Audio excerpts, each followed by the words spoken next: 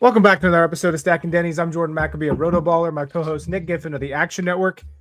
Ty Gibbs finally does it. We've talked about it. We talked about it extensively last week. We've talked about it a lot of times, or most of the time when we go to Bristol. But he finally gets it done. He holds off charging Ryan Blaney and Kyle Larson, who got fresh tires on that final restart at Bristol yesterday. But Gibbs leads 25 laps, gets his first career Cup Series win. Like I said, Ryan Blaney, Kyle Larson, second and third. Tyler Reddick comes home fourth. Chase Briscoe, top five. Our boy Todd Gilliland comes away with a sixth place finish, which gets us talking about the tires at Bristol. And we'll get into that in a little bit. But Joey Logano after that, Ryan Preece, Denny Hamlin, and Carson Hocevar, who you were big on yesterday, Nick, or last week, Nick. He had a great race. Top five for most of the day, finished fourth in stage two, just slipped back there at the end, kind of like he did last season at Bristol. But Ty Gibbs in victory lane, an exciting finish, a close finish. Ryan Blaney's pit crew once again, and Kyle Larson was very blunt about it after the race when interviewed. He basically said Blaney had the best car all day, but his pit crew did him no favors, as normally they don't. They're one of the worst pit crews in the Cup Series.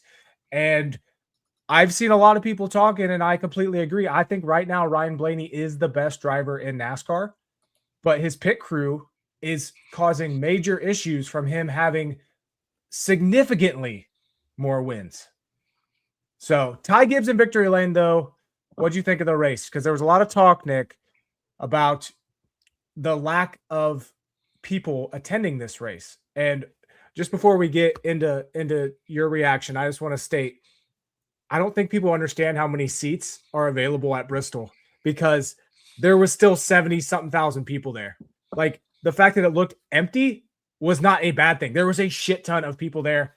People need to understand that when we go to Iowa in a few weeks and there's 30,000 people there and it's sold out, Bristol did better. Bristol sold more tickets. So a lot of people overreacting about that, but what do you think of the race? Well, I mean, Bristol has seats literally around the whole track, right? Other tracks, it's just on like the front straightaway or something. And so it looks a lot worse at Bristol than at other places. Like you were saying, Iowa is going to look probably better than Bristol, even though it's going to be worse than attended than Bristol. But so as far as the race, I mean, I kind of think Bristol's back, baby. Like, that was a good race. That was a really good race. And I'm not just talking the finish. Like, you could pass on the long run, especially. It was multiple grooves of racing.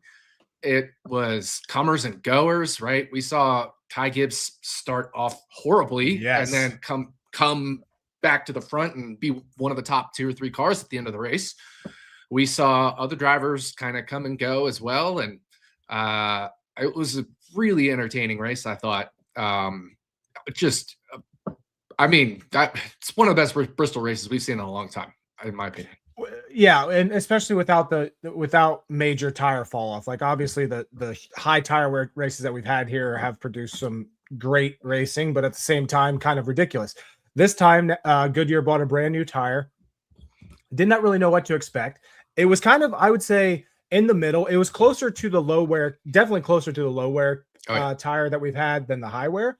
And I think people were expecting more, but I think they're on the right path. And with this 750 horsepower package, it's getting there. Like you said, Bristol, I'm not going to say it's back, but Bristol is significantly better than what it's been. I'm saying it's back. I'm saying it's back. Bristol's never had high tire wear aside from the 2, weather caused races. Bristol's never had high tire wear ever. Mm-hmm. So I don't know why people were expecting high tire wear.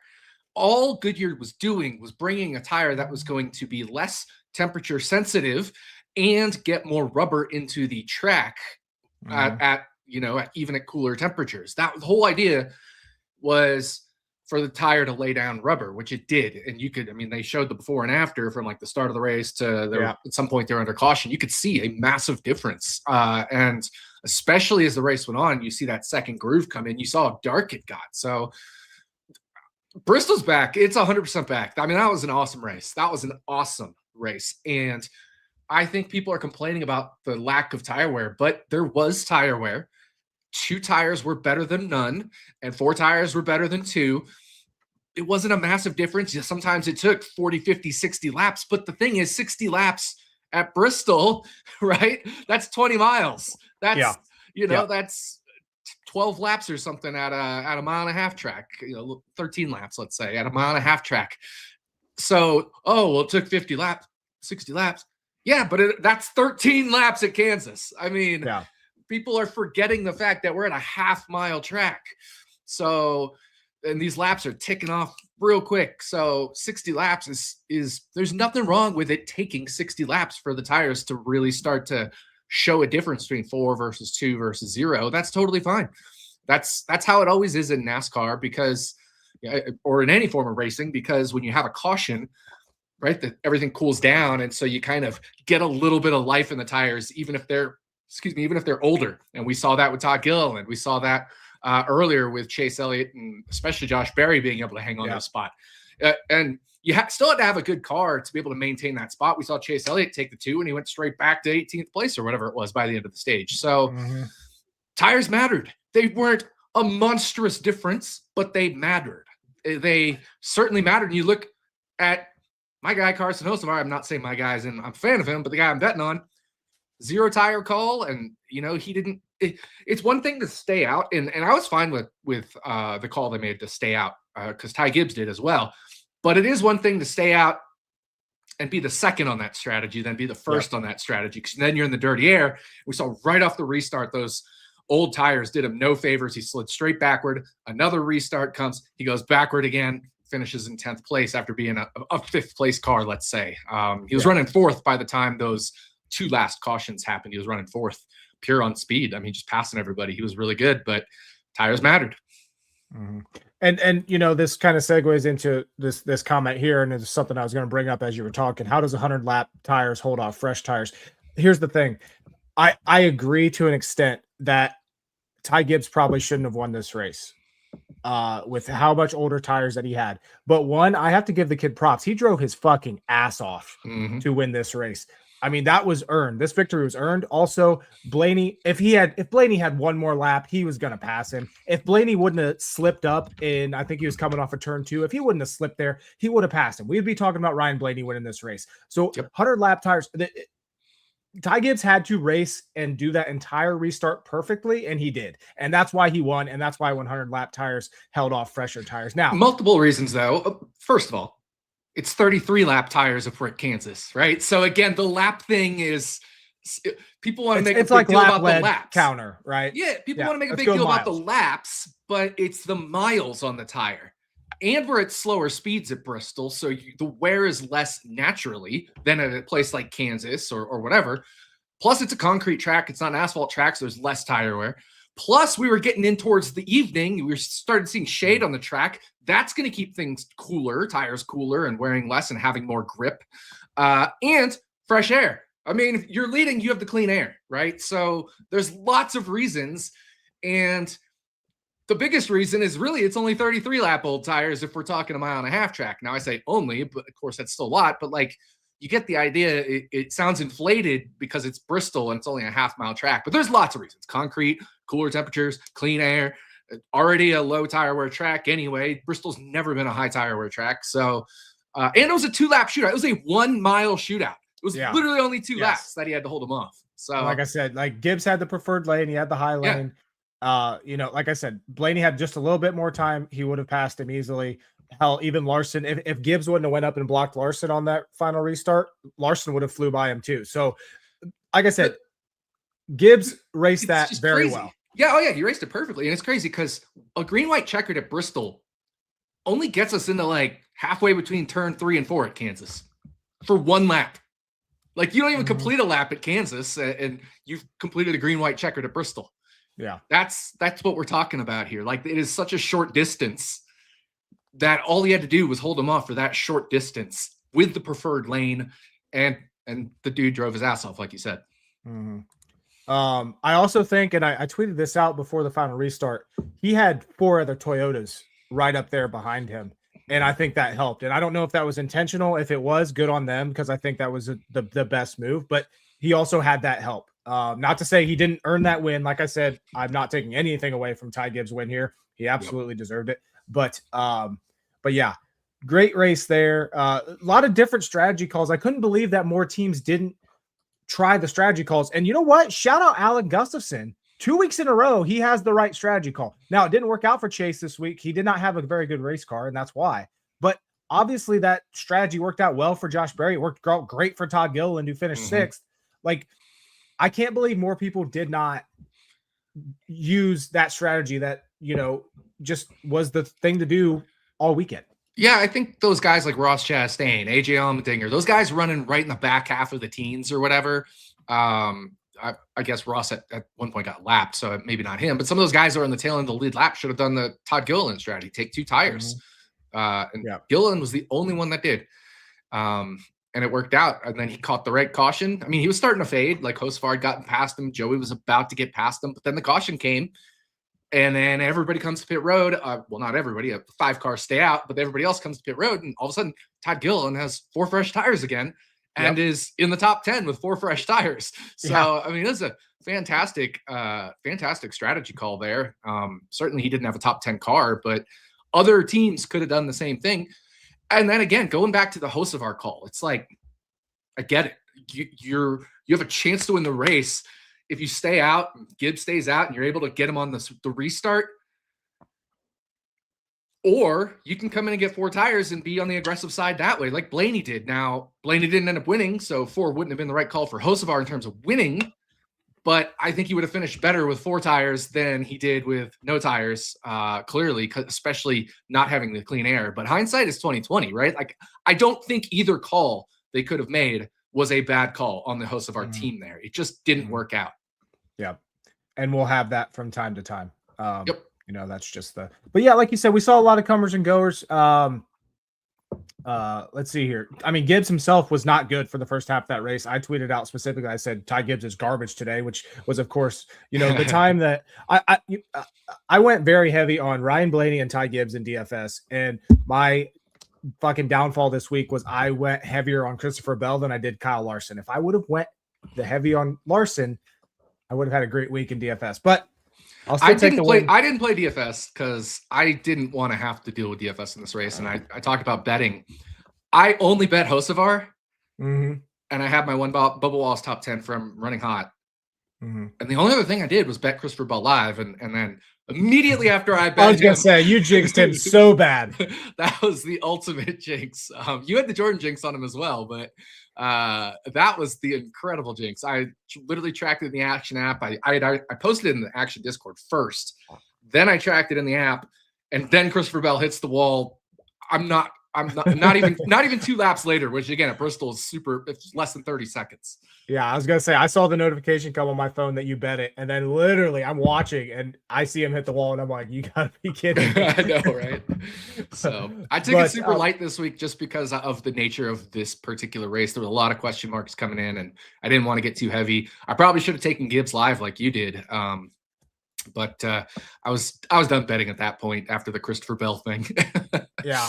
And the reason I took Gibbs live like that was because about halfway through the race, you could see that the Toyotas on the long run just had the speed. And I'm like, if he just gets some track position, he's good enough here. He can do this. But first off, the Fox broadcast question here, how many more races do we have to suffer through? This one was particularly bad. I don't know what it is about Fox in short tracks. They can't get it. They don't know how to broadcast these damn things. But we have 5 races left, including the All-Star race. I didn't notice till I saw TikToks after the race that Chase Elliott spun on the last lap or 2 laps to go, and they just completely missed it. Also didn't throw a caution, which, I mean, for the finish, probably a good thing, but I feel like in a lot of other races that would have been a caution. Wait, Chase Elliott spun again? Yeah, he spun with 2 laps or 1 lap to go. Because he spun to cause the green-white checkered as well, right? No, that was Herbst. Oh, it was Herbst. Didn't Kyle Busch spun Herbst to cause the green-white checkered? And but then who was it that caused the caution, the initial caution? Was it Elliott? Not the green-white checkered one, but the one before that with like 15 to go or 17 to go or whatever. I thought that was Chase Elliott spun. It might have been, but I don't remember fully on that one. But yeah, then he spun again, I guess, in the last lap. I didn't even know that. This is news to me. Breaking news. He spun and came to a stop in turn 1, like on the apron. Like if anybody would have like just gotten bumped or something, they would have drilled Chase Elliott. Anyway, Yeah, that's crazy. I had no idea, but no, it was terrible. And there was one point where it was like Joey Logano is catching Gibbs, and Mike Joy said Joey Logano is catching Gibbs, and he's literally catching Denny Hamlin. I'm like, why did you call him Gibbs? Like, what are you talking about? They are, yeah. We have 5 races left. They're just, and like I said, I think this race was particularly bad, especially Clint Boyer. Like, he adds nothing to these broadcasts. Kevin Harvick deserves a pay raise in the least for dealing with Mike Joy and Clint Boyer, because Harvick is the only thing worth a damn in that fucking booth. And holy shit, it's just bad. But by the way, shout outs to Dylan Welch for an awesome job stepping up for the O'Reilly Auto Parts Series broadcast. I don't know what happened to Adam Alexander. I don't really care. But Dylan Welch stepped up and did a great job. And this is one of the things you were talking about, like, you know, Harvick needs a pay raise or whatever. But this is one of those things where it's like, Dylan Welch did such a good job, yet we have to suffer with these guys in the booth, but also we have to suffer with Jamie Little in the Truck Series. And Jamie Little, I was listening to her during the race for the Cup Series on pit reporting and all that. Fantastic. I mean, she's arguably the best pit reporter there is. And she's just so bad in the broadcast booth. It is unbelievable. And Dylan Welch has, I don't think, ever done play-by-play in a top series thing, and comes in, fills in naturally, and does a great job. So just wanted to shout him out because, it was really good. And it makes some of these other veterans look terrible. Mm-hmm. Yeah, there's so much up and coming talent that it really needs to be more of a discussion on getting these replaced. Good job, Troy, on grabbing Gibbs 12-1 very late, running P2. Yeah, books were, with the Masters going on, books were slow to kind of adjust these NASCAR odds, and you could get some good ones. I grabbed him 11-1 on DraftKings, and then I had him 25-1 earlier at BetMGM when he fell all the way back. I'm like, I can't pass up 25-1 on Ty Gibbs at his best track. But going back or sticking with Ty Gibbs here, I saw a comment on TikTok today, and I disagree with it, but I'm curious to hear your thoughts, Nick. They said Ty Gibbs is Austin Dillon. He's going to win at a specific track or two in his career, but he won't do anything else. First of all, I've never opened TikTok in my life. Second of all, completely wrong. I mean, Come on. Completely wrong. Look at what Ty Gibbs has done this year. 4th, 4th, 5th, 6th, 4th, 1st. Austin Dillon could never dream of doing that. Austin Dillon could never dream of having 6 straight races finishing 6th or better. Completely disagree. Like I said, I completely disagree as well. And just looking at Ty Gibbs's, and I obviously don't know who this person was. I just read it and I'm like, wow, that is excessively wrong. You look at Ty Gibbs, even in these first 3 full-time seasons where he's struggled, like comparatively speaking, he's struggled 10 top 10s, 12 and 10. Austin Dillon has 2 seasons in his career with double-digit top 10s. I mean, the comparison isn't there. And especially this season, like Ty Gibbs is on fire. I mean, he's not finished worse. He's doing what Chase Briscoe did last year at one point, where he's just reeling off top 5s. He has not finished worse than 6th since the 2 super speedway races. Exactly. He has not finished worse than 6th in any race this year outside the 2 super speedways. Yeah. That is nuts to think about. Yeah. It's amazing. It's incredible. And it's crazy to think he's only 4th in the points. Right. It's crazy. But I want to, I do want to congratulate Ty Gibbs. Obviously, I'm not a fan of his by any means, but he deserves it. It's good to see new winners in NASCAR, and he does deserve it 100%. But I want to talk about Hendrick Motorsports, man. They aside from Larson, the other 3 were dog shit, and Larson wasn't Larson at Bristol when there's not tires essentially cording to the bone. Yes, he led the most laps, but it was kind of because, like he said, of Blaney's pit crew, because Gibbs had a bad start, because Christopher Bell got a speeding penalty and then crashed. Like, Larson arguably was the fourth best car in that race if you were to take just Bell's healthy car laps, and arguably the second best car in the race. But somewhere between 2 and 4 for him is a downgrade from what we expect Kyle Larson to be at a normal Bristol race. So Hendrick Motorsports is just still off, especially in the low downforce, high horsepower package. They're just off. When Hocevar got fourth, Larson was third, and I was like, man, I just hope he can catch him for top Chevy and top 3 for my Hocevar ladder. It's crazy to think, like, Hocevar was almost the top Chevy. Now, he wasn't the fastest Chevy. Larson was definitely the fastest Chevy, but, like, you get the point. They were kind of fading, especially Larson was kind of fading at the end of the races, and that goes back to Larson used to always get the adjustments right in the race. Yep. Now they've always gotten the adjustments wrong so far this year. He's gotten worse and worse through some of these races. And yeah, it's and I wouldn't say he got significantly worse at Bristol. He just didn't get better while everyone else did. He kind of stayed the same. But you know, a few weeks ago at Darlington, we saw Joey Logano just completely out to lunch. Barely able to outrun the shit boxes. And the same thing with William Byron. William Byron struggled to beat Cody Ware this last weekend. That's how far off that 2014 was. And I don't think enough people are talking about that.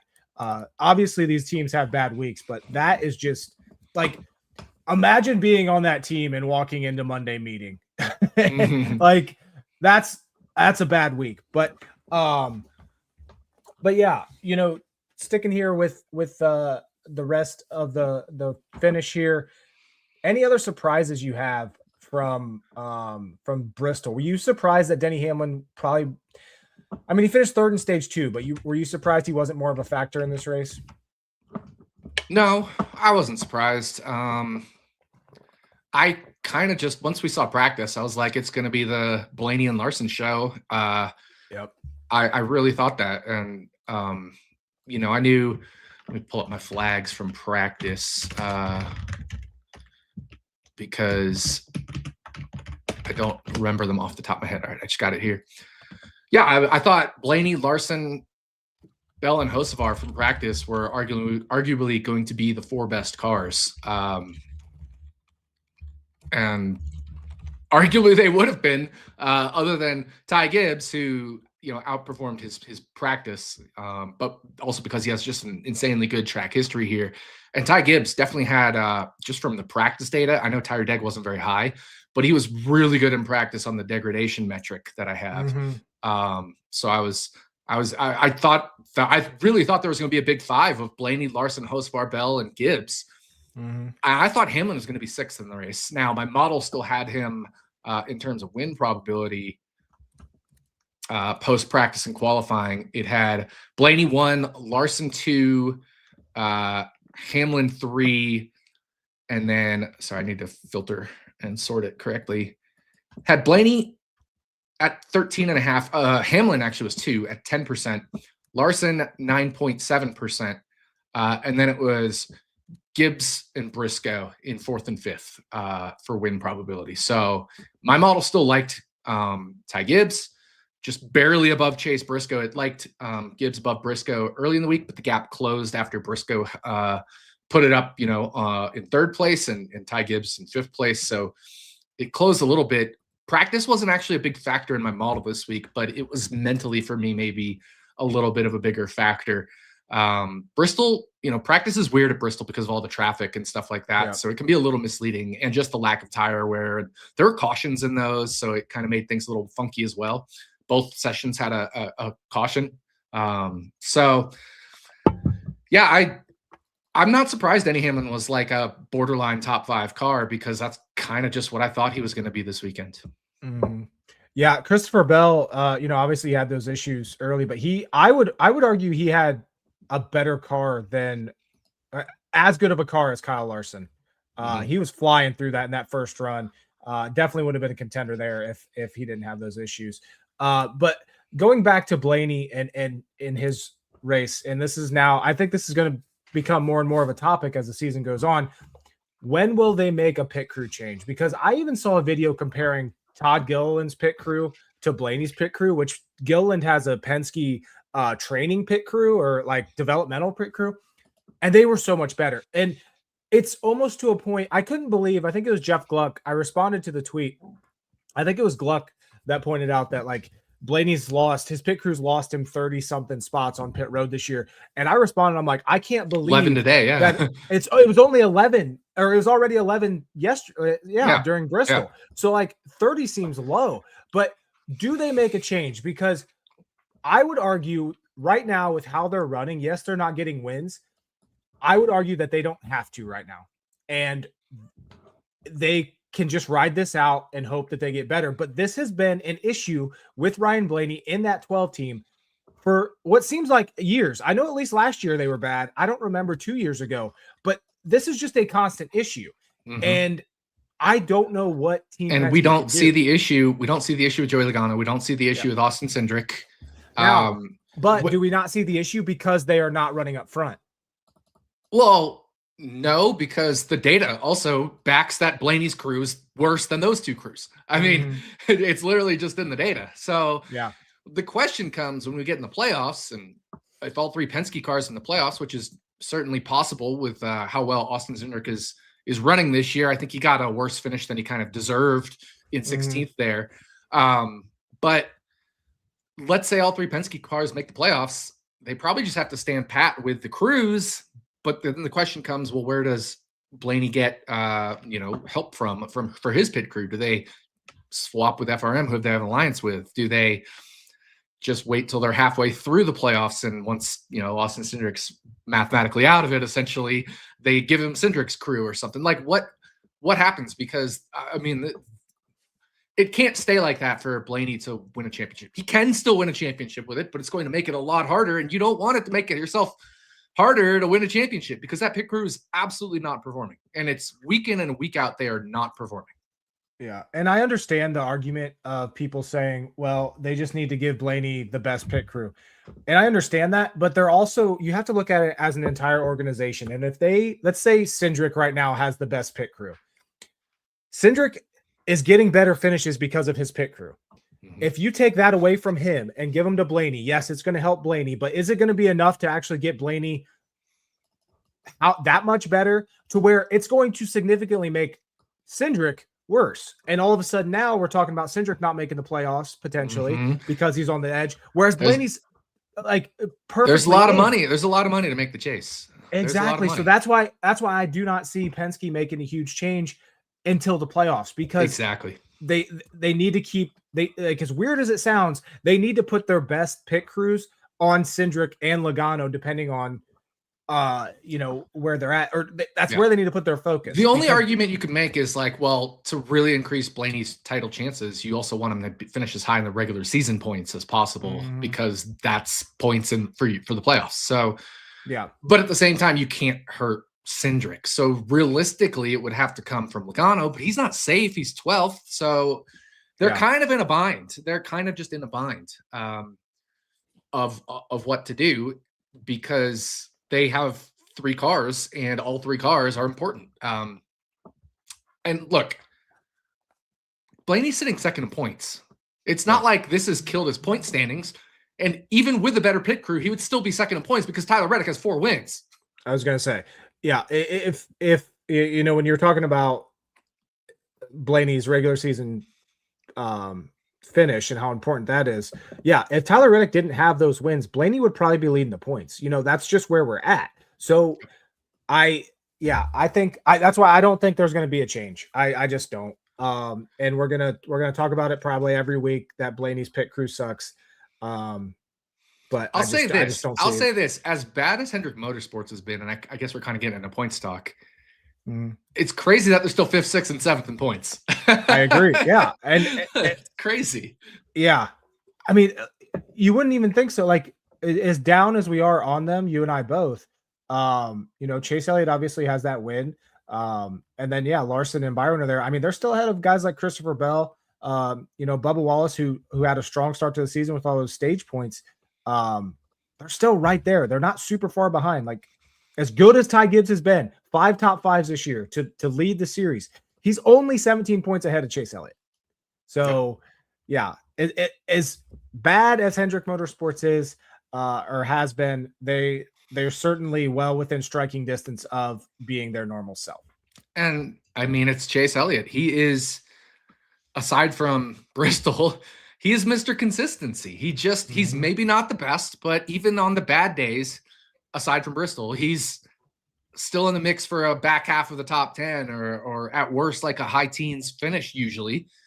And even then, sometimes they get lucky and hit a Martinsville and get a win, right? Like Chase Elliott he always finds a way. And that's what I'm really impressed by with him. I don't think he's the most talented driver in the series, but I think is the most consistent driver in the series, bar none. And would be the most consistent driver in the series if he had a consistent crew chief as well. But the crew chief has been making better decisions this year. And, I think that's also, of course, helped Chase Elliott in the races. They haven't been as good. Yeah. And obviously, crew chiefs are important. I mean, you look at Ty Gibbs, he got a new crew chief this year, and all of a sudden he can't be beat. Like it's crazy. That's all it took, essentially. I mean, I'm sure it took more than that. And he's in his 4th year now. He's getting used to this race car. Like we see it with Zane Smith too. Like Zane Smith is now, I would argue, a weekly top 15 threat. Whereas like last year, he'd be either 25th or challenging for a top 15. Like, there's no in between. Now I'd say Zane, outside of making mistakes on the racetrack on race day, he's a top 15 threat every single week. Which is kind of what we expect with these super talented guys and the amount of time it takes with this next gen car. But going back to these point standings, it's really taking shape now on the top 16. Chase Briscoe moves up 4 spots to 17th. Shane Van Gisbergen falls 2 spots after his horrible weekend at Bristol. He's now on the bubble at 16th. Briscoe, I can almost guarantee after Kansas this week, he's going to be 16th driver in. These points are taking shape. Suarez moved up a spot. He now has a healthy 15 point. Okay, shout outs to Daniel Suarez for passing Kyle Larson. Like at that point in the race, he was the only driver to pass Kyle Larson. Oh yeah. That was for his lap back, right? That was for his lap back. Like that saved his race. And then he ends up finishing 12th because of that. And that's also where tires mattered. Suarez had 30 lap fresher tires than Larson. And again, 30 laps doesn't sound like a lot because it's Bristol, but it was enough for tires to matter. Suarez passed Larson because of fresher tires. Like that is telling me we're on the right track here at Bristol, obviously. So I thought that was really cool. And it was good to see him do that. Obviously, we also talked about him last week where he's been good at the concrete tracks, especially the banked ones, Dover and Bristol, at various points in his career, whether it was in Xfinity or Joe Gibbs Racing or Stuart Haas Racing, when he was with some bigger teams. So, yeah, shout outs to him for, saving his day with that, holding off, passing and then holding off Kyle Larson to get his lap. Agree entirely. Looking further into these point standings, though, Ross Chastain falls 2 spots. He's now 21st in points after these first. How many races are we in? 8, 7, however many races we're in. Finished 8 races now. Behind AJ Allmendinger in points, and we've talked about Trackhouse. Ross Chastain still only has 1 top 10 this year, and is a 3rd at Atlanta. Ross Chastain only has 1 top 15 this year. 1 top 15. Which is crazy because he qualified 6th at Bristol and Phoenix and just was not there all day. Wasn't there. Trackhouse is not good right now. Connor Zilish is kid's talented as hell. Trackhouse is not good right now.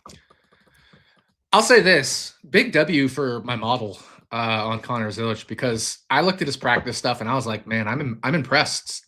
And my model was not impressed because my model far more favored track history and current performance and all that stuff. And he gets a little bit of a still kind of a rookie penalty in the way the priors work in my model. My model was not impressed with Connor Zilish. It gave him a average finish of 23.3 and a median of 23. And Connor Zilish finished 33rd. He did run in the back half of the 20s most of the day.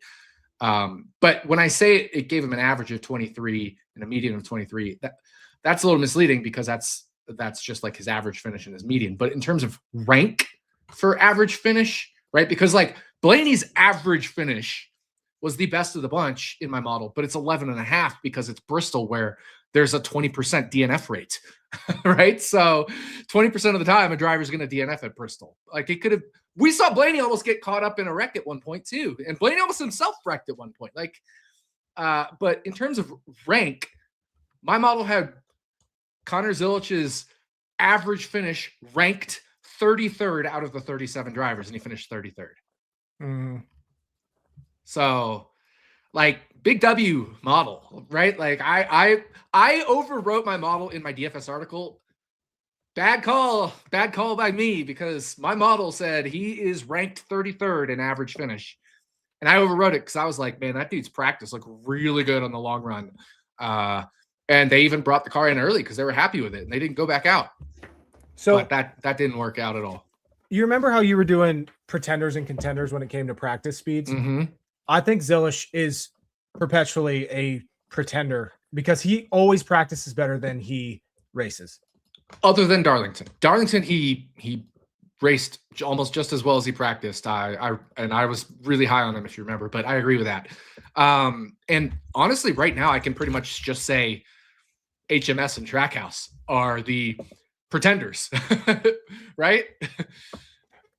I agree. Yeah. Especially Trackhouse. Yeah. Like we said, but you know, as far as like Hendrick's, not status, but benchmark. But and when I saw my flags and I was like, damn, like Byron's not in the top 10, Elliott's like almost halfway, and Alex Bowman is below halfway in the ranking of practice. And I saw Larson in second. I was like, that doesn't mean good things for Larson at all, right? Like I still thought Larson was going to be the second best car, but I was more skeptical about him being the second best car than I was about Blaney being the best car. To me, It was very apparent Blaney was going to be the best car. But I did have more question marks around Larson being the second best car. And Matty Howard, Coach Howe, even asked me in the Action Discord, like, I have a profit boost, 100% profit boost to use on FanDuel. Should I use it on Blaney or Larson, potentially? And I was like, I would just hesitate to use it on Larson because of the stuff I saw in practice where the other 300 cars were bad. Larson was good. And Hendrick has been more pretenders this year with practice, like the pretender type deal that we were just talking about with the practice stuff. And Hocevar is on the pretender level outside of Darlington. And I would say kind of Trackhouse is on the pretender level, period. Yeah. And again, that's not to say that Hendrick cannot win. Obviously Chase Elliott just won a few weeks ago. They can win still. They can put themselves in position. It's just they are not to the level that we expect them to be. But as far as the rest of the point standings, there were some movers and shakers. Basically, these points are so close that you have a bad race, you're going to fall a couple spots. You have a good race, you're going to jump a couple spots. Any takeaways that you have from the rest of these points? As I said, they continue to shake up, or they're shaping up. The top 16 is Briscoe overcoming his bad start to the season. He's right almost there into the top 16. I mean, I think Martinsville is going to be, or not Martinsville, I think Kansas is going to be huge because we talked about SVG. We're measuring him after Kansas. And I remember he was dog shit at Vegas, but I also think he had like an early spin, which caused him to be kind of slow. But Trackhouse also just wasn't good at Vegas. Like Zilich was slow.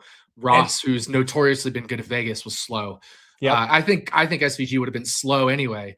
So this is a big race for SVG, I think. But it's also a big race for Chase Briscoe because he's been hit or miss at the 1.5 miles. Some years he's just like dog shit at 1.5 miles. I especially think about that Stewart Haas Racing year. And then other years he's amazing at 1.5 miles. So I think this is a big race for, and not to say for that Chase Briscoe won't make the playoffs. He will. But I think it's a big race in terms of just like judging where that team is at as well for the bigger picture. Mm-hmm.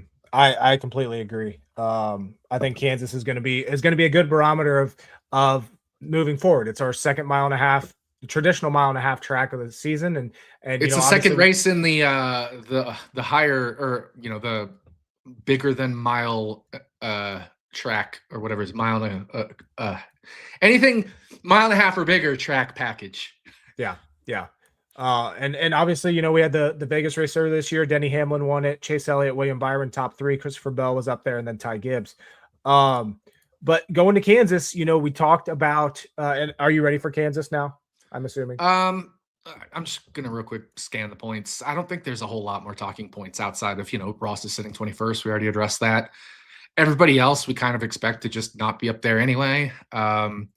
Suarez and SVG are the surprises that are in, and Briscoe and Cindric might be the surprises that are out. We think that'll probably fix itself over the course of the season. Outside of SVG on road courses, we'll probably keep him on the borderline all the rest of the regular season. If there's going to be a spoiler, I think it's going to be SVG making it into the playoffs because of that. But he can improve anywhere else. Absolutely. But a big shout out to Daniel Suarez for being 15th in points right now. And I don't think anybody was expecting that. 16 points over Briscoe right now, which obviously we expect that to kind of. But even if Briscoe comes and passes him, it's Suarez on the bubble, and then he's racing Cindric, McDowell, Allmendinger for that final spot. Maybe Chastain if he gets his shit together. Suarez right now is, for all intents and purposes, we all expected a major downgrade for him. He is running out of his mind. 100%. Compared to for the situation.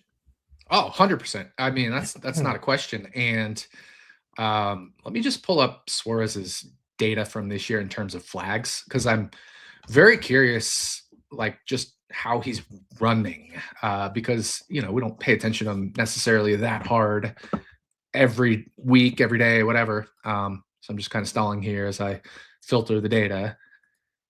All right. Daytona, Echo Park, those don't matter. Coda, he was essentially a mid-pack car, just below 50th percentile. Phoenix, he had an incident. He had DNF'd at Phoenix, but just below a 50th percentile car. Remember, 50th percentile is mid-pack, so that's like 18th, 19th place. So when I say just below, I'm talking he was a borderline top 20 car. Las Vegas, above 50th percentile. Darlington, 69th percentile car. Nice, first of all. But second of all, that's really good. And he finished 7th that race. So he finished around where he ran that race. And then Martinsville, he was a 40th percentile car. So that was his worst race of the season in terms of speed. And he still came home with a 20th there. And I haven't run Bristol yet, but I would assume he was below 50th percentile. But he made a good day out of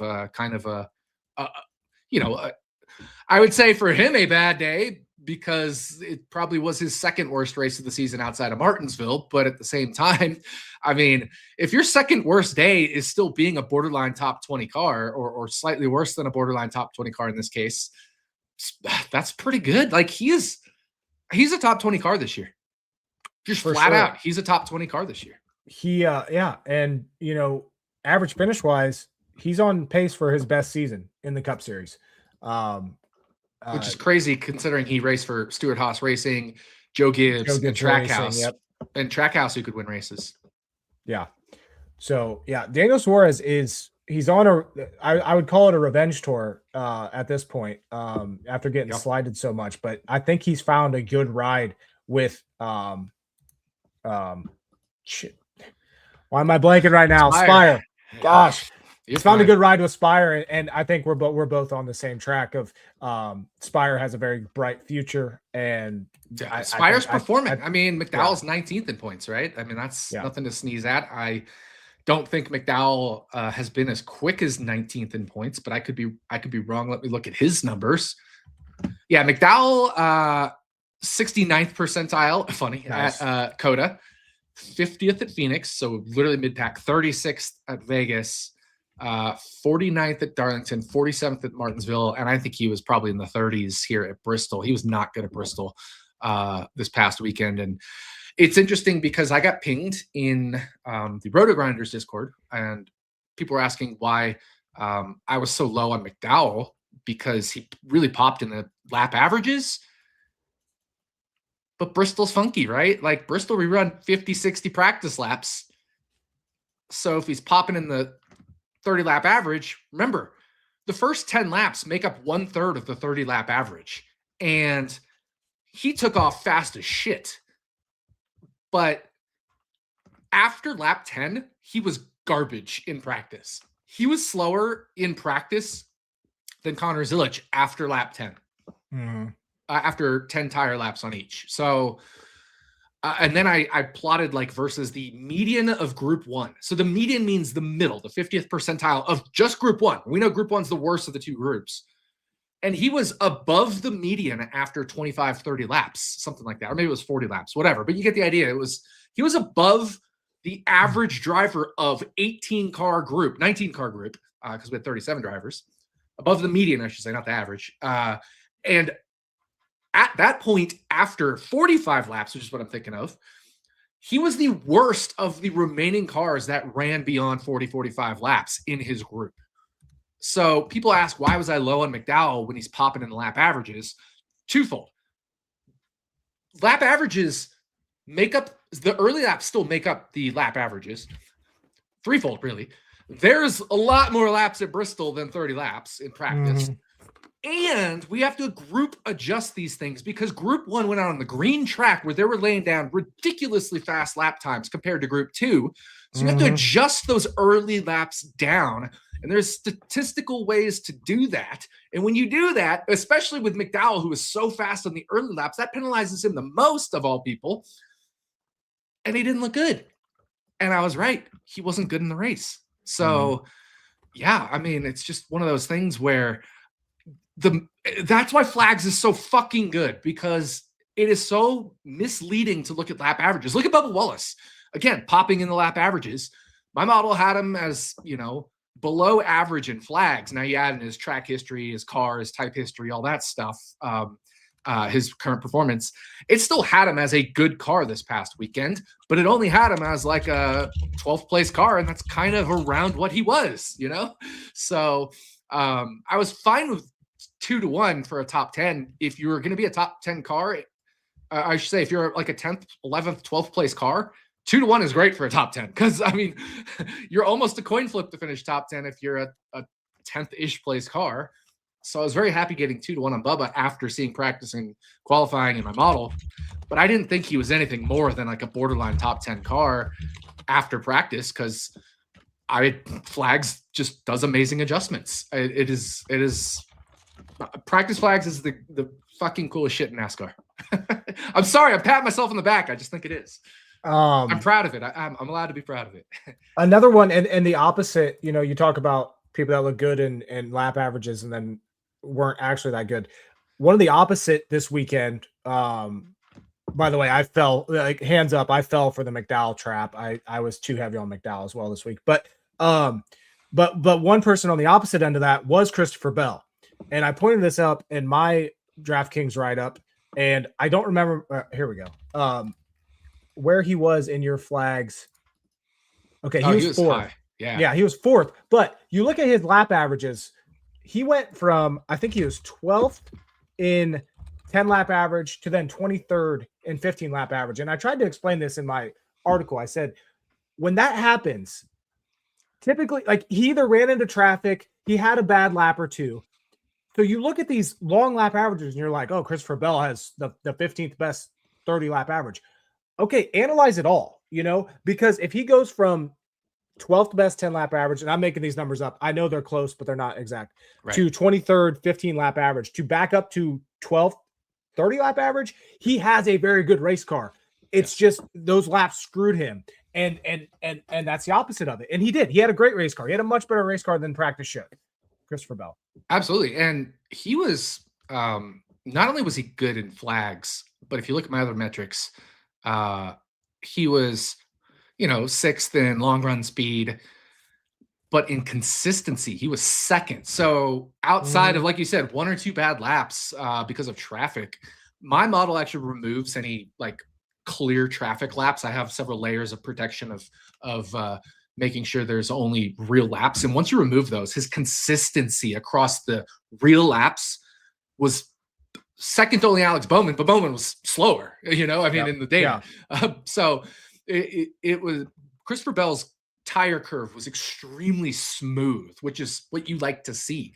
And that's why I like to sometimes average flags, long run, degradation and consistency, because those are the things that matter. Now here, I actually didn't average degradation this week because I didn't think there was much tire degradation. So I only averaged flags, long, and consistency. And some of the top guys were like Bell. I mean, it was Blaney, Bell, Gibbs. I remember. So yeah, I mean, it was a lot of the guys that really stood out. And I mean, that's why flags is so good, because it just looks at everything and it's able to understand everything lap by lap by lap. And here's another one, like Ricky Stenhouse Jr. Yep. If you look at his lap averages, they were basically identical to Bubba Wallace's.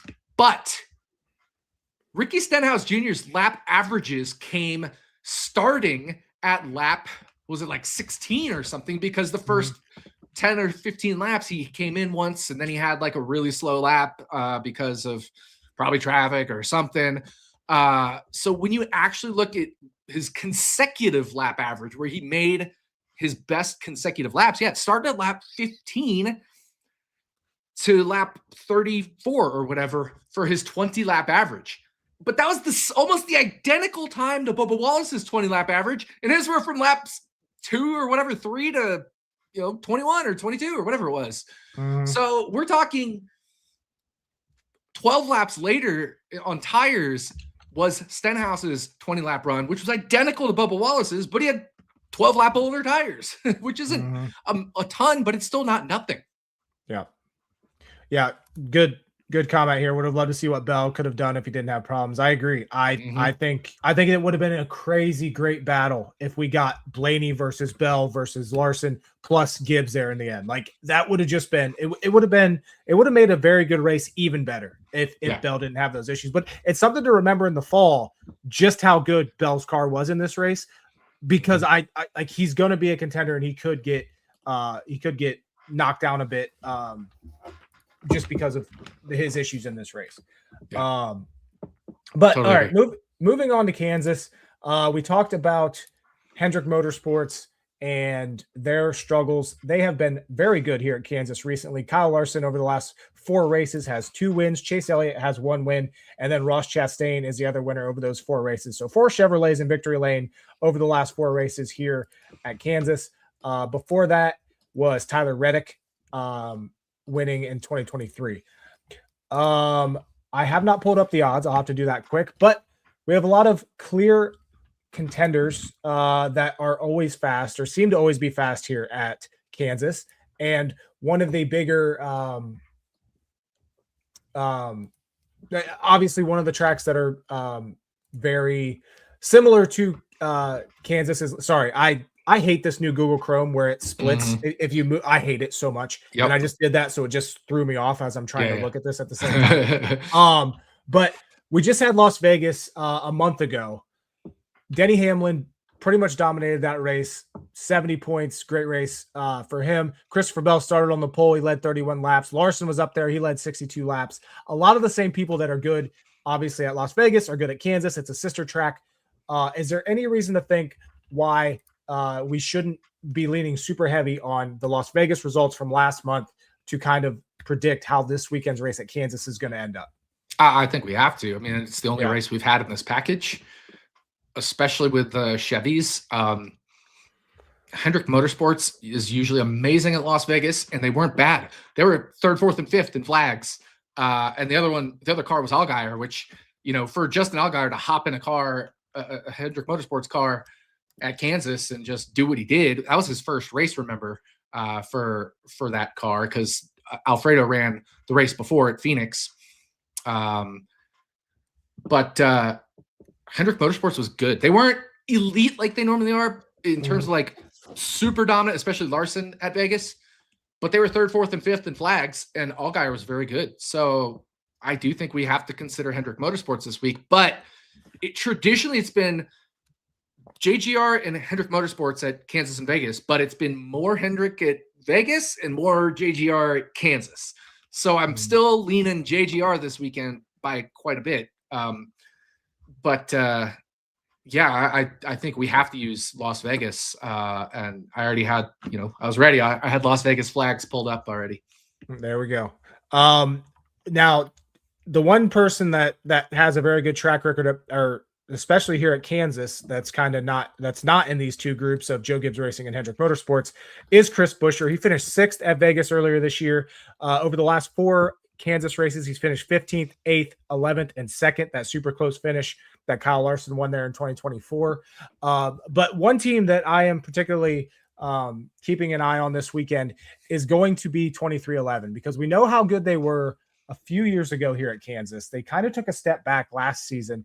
Seems like they got their speed back at Vegas this year. Bubba Wallace finished 9th after qualifying 4th. Tyler Reddick finished 13th, but he had a better race car than that. He ran better than that during that race. So, yeah, I mean, he was 11th in flags. Bubba was 9th in flags.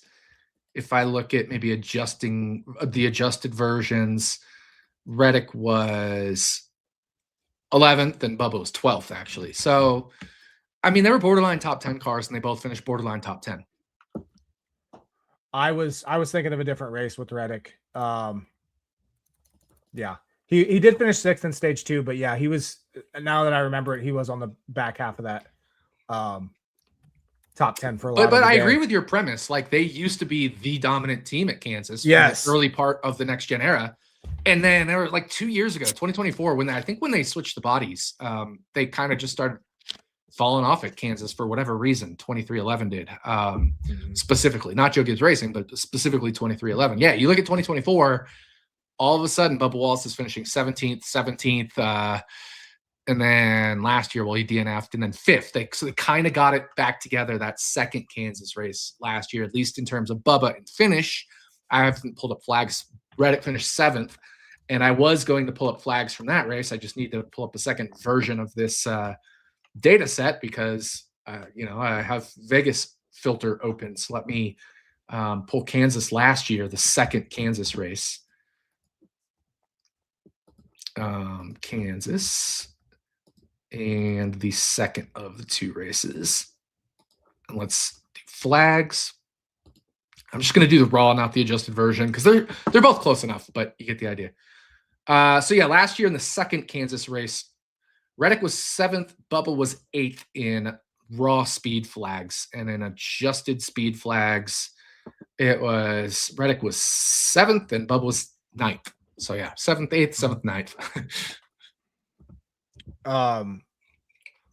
Yeah. So 23XI, as I mentioned, also Chris Buescher, very good at these races. Got a question here. How was Priest and flags at Vegas? This is a perfect thing because you look at Vegas, Joe Gibbs Racing up front, Hendrick Motorsports up front, and then RFK right there as well. Chris Buescher finished 6th, Brad Keselowski 10th, Ryan Priest 11th. Priest probably did run better than Keselowski in that race, but where was Priest? I was going to actually talk about this next. I talked about how Denny Hamlin and Bell were 1-2. Talked about how Hendrick Motorsports was 3-4-5. Mm-hmm. Literally the next guy was Ryan Priest. Now he was a tier down from the top 5. But Ryan Priest led the next tier. It was Priest, Gibbs, Buescher, to your point about Roush, Bubba, Blaney, Reddick, Briscoe in the next tier. And then Keselowski led off the next tier after that. And if you remember in that race, speaking of Briscoe, he was dog shit in the first half and then came back. He was very fast in the last quarter of that race. To where if he would have got some track position, I think he could have challenged at least for a top 5. Yeah, no, I completely agree. So it was, and Keselowski, remember, he should have won that first Kansas race last year. He blew the tire while he was about to pass Chase Elliott for the lead. So, yeah, this is going to be a good RFK race. I really think it's going to be a great RFK race. And now when we talk something like 36-36, obviously we've used Priest I think we both used Priest at least at Martinsville, or at least one of us did. I think I did. But you get the idea. It's potentially a 36-36 race to pick an RFK car. Agree with you entirely. A few other guys that I think it's worth noting, like you look at Kansas, and it's not like weird, but there's drivers that have had better finishes and ran better than expected. So SVG 2 races last year, he finished 20th and 10th, obviously a lot better than he ran anywhere else. Todd Gilliland has been decent here. He finished 12th in both races last year. He finished 14th here in 2024. Zane Smith also had a good race here for front row last year. He finished 10th and 16th, 10th in 2024, 16th in 2025, including 2 top 10 stage finishes. So there is opportunity for some of these mid to lower tier guys to sneak up there and have good races. Noah Gragson, over the last, even his entire career, he's pretty much been a top 20 car at Kansas, 14th in the spring last year, 9th here in 2024. So there is room, but we know who's going to be up top. It's going to be JGR. It's going to be Hendrick Motorsports probably. And then where does Ryan Blaney fit into this? Because Team Penske did not have a very good Vegas. Yeah, no, they didn't. And they weren't bad, but they weren't elite, right? Yeah. So I talked about Blaney was kind of in the back half of that second tier, which was Priest, Gibbs, Buescher, Bubba, Blaney, Reddick, Briscoe, right? So, I mean, we're talking Blaney was a 10th place car. And then Cindric and Logano were 15th place cars, basically 15th and 16th in flags. So yeah, I think, and then, you know, looking last year at Kansas, where was Team Penske? Well, the best one was Blaney in 8th in the second Kansas race, Logano 13th and Cindric 16th. So I think that's what we can kind of expect is Blaney to be a back half of the top 10 car and Logano and Cindric to run in the teens. Mm-hmm. Yeah. And, you know, it obviously the one that could potentially have a better than expected result, I think, is Blaney, just because of their current form. But I am concerned after watching Vegas this year. That's an understatement. The only good thing is HMS has taken a step back. Even I think at Las Vegas, it was a tiny step back, and certainly Trackhouse has taken a step back. So I think they'll gain spots just by virtue of other teams not being quite as good. Like I could see Alex Bowman running worse than Logano or Cindric, you know, type of deal. I could see the Trackhouse cars running worse than them now. So that might gain them a few spots just by not being disimproving, you know? Yeah. But at the same time, Spire's running better. So who knows? As far as the Fords though, I would put RFK firmly ahead of Team Penske this week.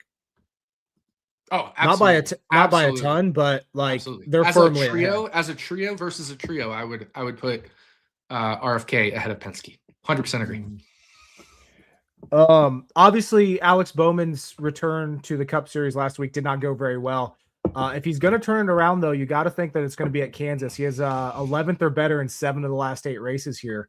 But with Hendrick struggling and with his health issues, another just huge question mark that can go either way. You know, he could either finish 25th or he could finish 8th. Like that's the range. And that's why when I wrote up my DFS article, I said, look, Alex Bowman on paper looks like a really good cash game play, but you have to be concerned. So he makes a great tournament play. Now, he was a terrible play, period, because he didn't run well. He got caught in a crash, whatever. But if he was the Alex Bowman at Bristol that we knew, he would have been a very good tournament play. It just didn't work out. So I think we now have a data point. But at the same time, shout out to Alex Bowman for just getting back in the damn car at Bristol of all places. After having vertigo. That's literally the worst track you could come back to. That and Dover are the 2 worst tracks you could come back to from a vertigo standpoint, because they're fucking just, it's a high-speed merry-go-round. I mean, what are we doing? And so shout outs to him. I'm glad he is feeling better. He was totally fine in his interview. You know, he even took a hit because of the crash. Totally fine. Really glad to see it. But it's hard getting back in these cars. We've seen it time and time after injuries, especially in the next gen era. It's hard getting back into the car after an injury. We saw it with Chase Elliott. We've seen it previously with Alex Bowman. It's not easy to come back after you're injured, or in this case, vertigo. It's not easy to come back after missing time in the car. And I think that's also something we see with the rookies. Rookies have not had as much success in the next gen era as they had in the Gen 6 or the car of tomorrow era, because for whatever reason, it's harder to get into these cars for the first time. So I think that's just, this car is all about consistency and seat time and being there every day, every week. And so I think you kind of just have to mentally downgrade Alex Bowman. And of course, Hendrick Motorsports, we've already downgraded, like that kind of stuff. It's going to be it might be a struggle for Bowman, but I'm going to give him all the credit in the world for, coming back from something that's awful. Vertigo is terrible. I had it for part of one day once, and it's horrible. I knock on wood, I've never really experienced it. So. Same outside of that one half day that I had it. It is the worst feeling. It is horrible. All right. I have not are there any books with odds up yet for as far as the Action website, which I have open right now, I only see Bet Rivers, but that doesn't mean it's the only one. It's just the only one I see on the Action website. Okay. Bet365. Bet365 has odds up. And interesting. Caesars already has qualifying odds up. Do they have race odds? Yeah, they have race odds as well, but I was just surprised that they have qualifying. Maybe the Action Network API hasn't quite pulled it in yet, but I'm sure it'll be up soon. There's always a little delay, but I see Caesars up as well. I'm checking the score. Motorsports, NASCAR, Advent Health 400. Yep. So there's like 3 books right now that have odds. Maybe DraftKings has gotten them up. Nope. Didn't think so. I was like wondering if our API is behind. I'm sure FanDuel doesn't. They're slacking ass this year. They are. It's annoying. Really bad. It's really bad. Let me look at BetMGM. Because again, just because it's not up on Action or in the Action app doesn't mean it's not up. It takes a little bit of time to get those things up through the. Yep, BetMGM is up, so I'm sure it'll pop up in Action shortly. So BetMGM, Score, Caesars, and 365 are the books that have odds up right now. Also, I need to give a shout out to BetMGM. I hate their app. I have dissed that app so many times in the past, but they're the only ones that are letting me actually bet. So shout out to them. Thank you. So BetMGM have them up right now. They have Larson as the favorite, Hamlin right behind him. Caesar, same thing. It's Hamlin, Larson, co-favorites for them. Not a ton of big surprises that I'm seeing so far. And straight up, I haven't run my model yet. I haven't run anything yet. I kind of trying to take Monday as my easy day, but I feel like I should probably take Tuesday as my easy day going forward, just because we do this podcast and odds come out on Monday. So, like past few years, I've been taking Monday during only NASCAR season. I've been taking Monday as my easy day, but I'll probably shift that going forward after this week. But I'm going to make a bet right now. Oh, I'm going to make a bet right now. And I haven't run my model, so I don't know if it's a good bet or not. I'm curious if we're thinking the same thing. I'm sure we are. I would bet we are. My bet is we're on the same page about my bet.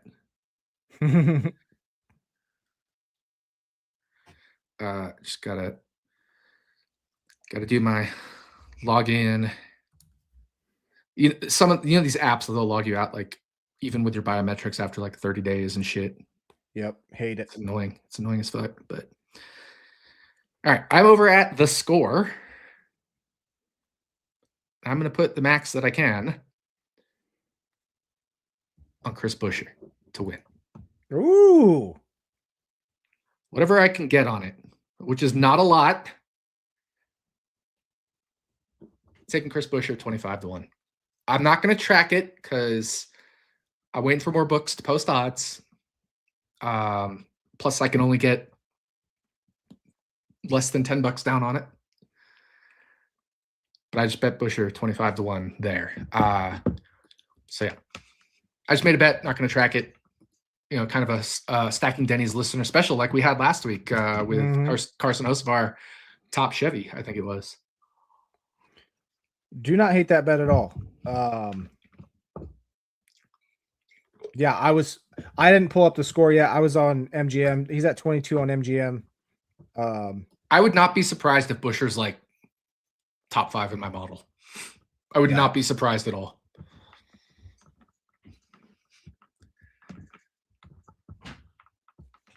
Good stuff. I'm curious your thoughts on, as far as the favorites go, seeing Bell at 7-1 kind of makes me want to bite. I feel like, again, I haven't looked at anything. I haven't ran anything, but that one is the one that I'm like, if I had to make a bet for a favorite right now, I'm going to put some on Bell 7-1. Yeah. Can I get Blaney? No, like, right. Like, what is this 6-1 stuff? I would love a Blaney. No. Well, Caesar's been doing that. Remember last week when we were talking, Caesar's got, I think, Larson no to -380 or something, if I remember right. Yeah. Well, and 2 weeks ago, the IndyCar race at Barber, Kyle Kirkwood was -550 no. And I was like, that is a absolute smash. I love him, but he's a no at -550 at Barber. Now, And this weekend at Long Beach, he's the race favorite. I'm sure we'll address that at the end of the show, but yeah. And I know people are going to be irritated about, talking about -500 bets and stuff like that. But like, it's like Logano at Martinsville, -175 for a top 10.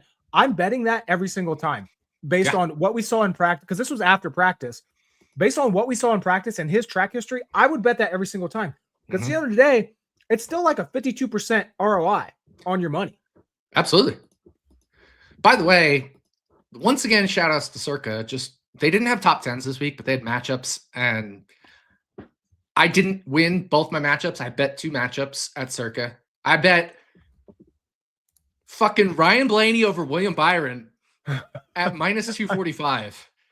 And that was the easiest -245 bet of all time, right? Money is still money. I don't care if it's -500 or -1,000, right? Like, I bet fucking -700 on MMA shit before. It's not a problem.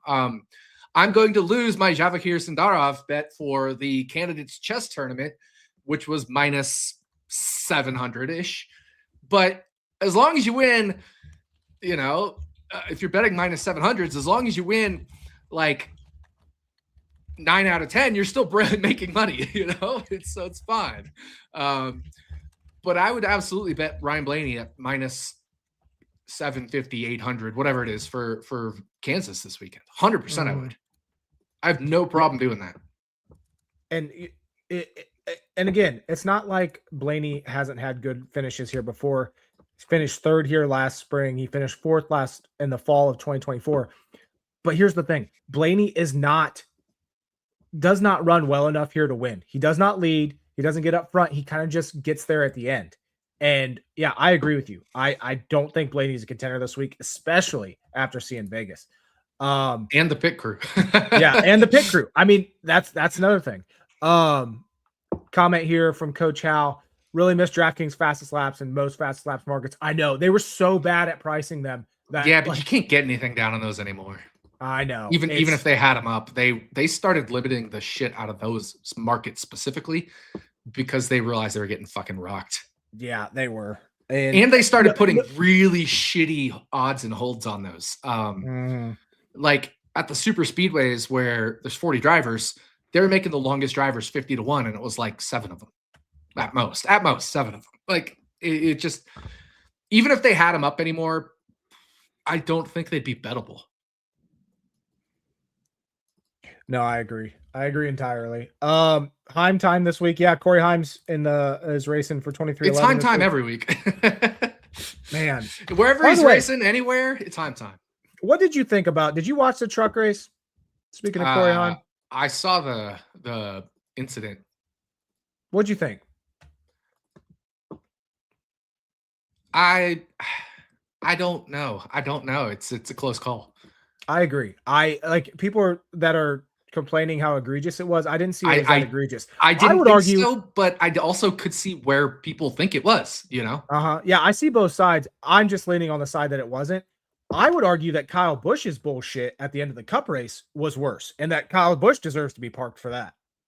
Completely agree. I don't think he deserves to be parked. I'm saying I completely agree. It was more egregious than the the fuck is that guy's name? Plus Heim. Eckes. Eckes, yeah. It was like Ankron Eckes. Let's see if I can open this.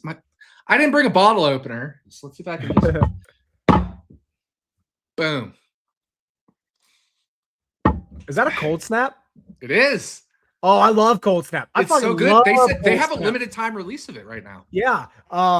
At the restaurant, we've had cold snap on tap for the last few months. Awesome. We have to switch over to summer ale soon. But yeah, I love cold snap. Oh, it's so good. It's so good. Cold snap. Yeah. I realized I didn't bring a bottle opener in here because usually I'm drinking cans, and I already drank both my cans, so now it's time to go to the bottle, and I don't have bottle opener, so just bang it on the desk. It works easy. There we go. But yeah, Corey Heim racing for 2311 this weekend. He finished 13th here at Kansas last year. Got a question come in. Would you bet Bubba this week outright? Corey Heim finished 13th, you said, at Kansas last year? Yep. Oh, in the first Kansas race. First Kansas race, yep. Let me pull up first Kansas race. I'm curious about what he was in flags and stuff. I'm going to guess he wasn't that good. If I remember right, I don't think he actually had a top 15 car. I think he was 18th in flags. Okay. Which is, finishing borderline. 13th is just essentially being an 18th place car and watching 5 other people in front of you fuck up. Mm-hmm. Yeah. Where was Ryan Preece in flags in the first Kansas race last year? Man, I'm getting so far on Ryan Preece this week right now. I know. I really like him at 50-1 as well. Which I think is what you thought I was going to do, but I took Busher. He was 8th in the first Kansas race. Yeah, he started 30th, so he would have been faster if he would have. Let me look at adjusted. Let me look at adjusted, because it does adjust for things like that. He was actually 11th in adjusted speed. Let me look at adjusted quantile. Is 11th also, but it could be tire advantage as well, because it penalizes for tires. So it all depends. It's really hard. Plus, starting versus where you ran, that could totally change with an early caution or strategy or whatever. Like, his average running position was 9th, so it's not like he was in traffic all day. His average running position was the 6th best, so he certainly wasn't penalized for traffic much. I can guarantee. I should say he certainly wasn't benefiting from the traffic adjustment much. I can guarantee I'm going to have a Ryan Preece top 10 bet this week. I might just, I'm just probably going to wait for RFK to win odds come out, something like that. The one thing that concerns me just a little bit about my Blaney talk: second in flags in that first Kansas race. Ooh. So we'll see. I haven't run my model. Thankfully there's no Ryan Blaney no odds out yet, and I didn't bet it yet, but that would be the only thing that concerns me. Is the first of those two was good last year, but Cindric was 10th and Joey was 12th, so they were better in the first of the two races, but it was still like Blaney, then it dropped Cindric and Joey. Yeah, I'm a Ryan Preece fan this weekend. That's where I'm at. Would I bet Bubba outright this week? Not at 20-1. I was just say he's at 22 is the best I saw. I'm just not there. I way prefer Chris Buescher at 22 than Bubba at 22. The one, and I know you don't like qualifying bets, but the one that kind of caught my eye qualifying is Bubba at 17. I could be convinced of that. I just don't know where he goes out. Going out, Kansas is massive on the order that you go out. I think it is the single biggest race in terms of the qualifying order. So that is huge. We just saw Ty Gibbs win. Yep. But he's 5-1, right? At least at Caesars. Yeah. Who else finished really well? What about, remember last year, wasn't like Spire just winning random poles at intermediate tracks? McDowell won at Vegas last year. Yeah, or Hosevar at 14, but McDowell's going to go out early. What about Hosevar at like 14 or something, I'm looking at the rest of these guys that finished. If Briscoe's team could get their shit together, I'd like him at 8-1. He should go out late. Yeah. I wouldn't say super late just because of his point standings, which factors into the formula. Yeah. But I mean, the formula is going to be clearly Blaney's going to be the last to qualify. Larson will probably be second, and Gibbs would probably be third. Or maybe flip-flop Gibbs and Larson, something like that. And then Reddick's going to be out there really late. It's just going to be tough to bet qualifying this week, I think, honestly. I agree. And I bet qualifying a lot more last year. I really haven't bet a lot of qualifying, but that was one thing. I'm going to take Cody Ware 501. No, I'm just kidding. Yeah, right.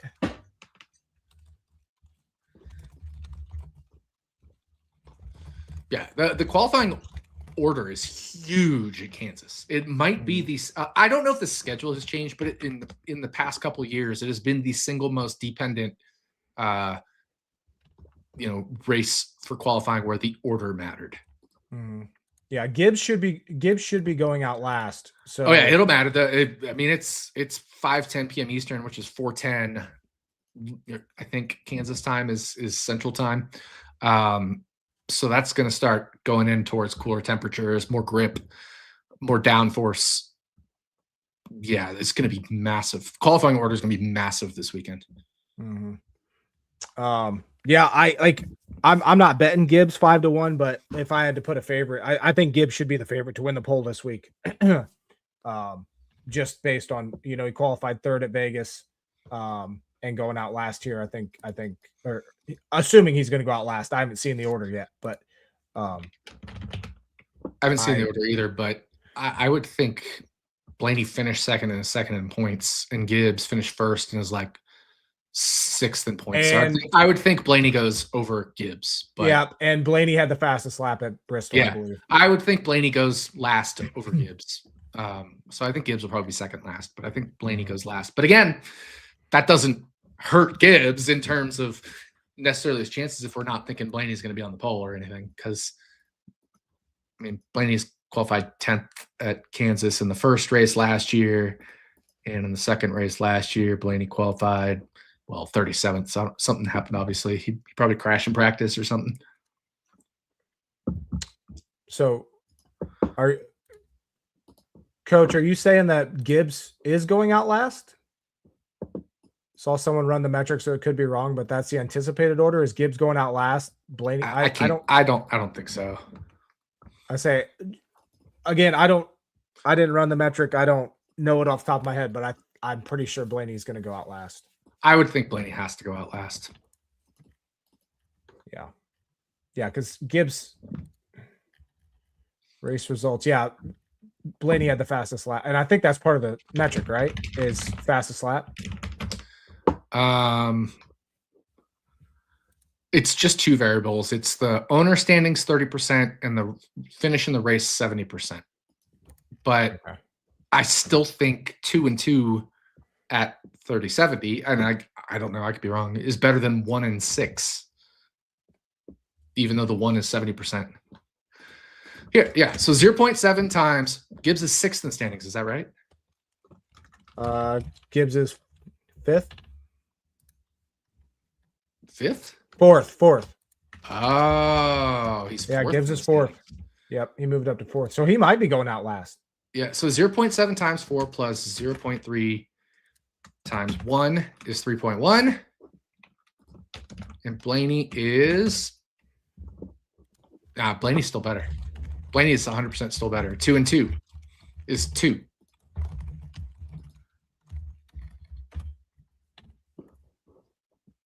Sorry, 0.7 times 1 and 0.3 times 4. It's 1.9. I had the numbers flipped. It's 1.9.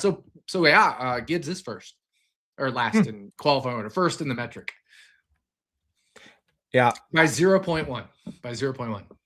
If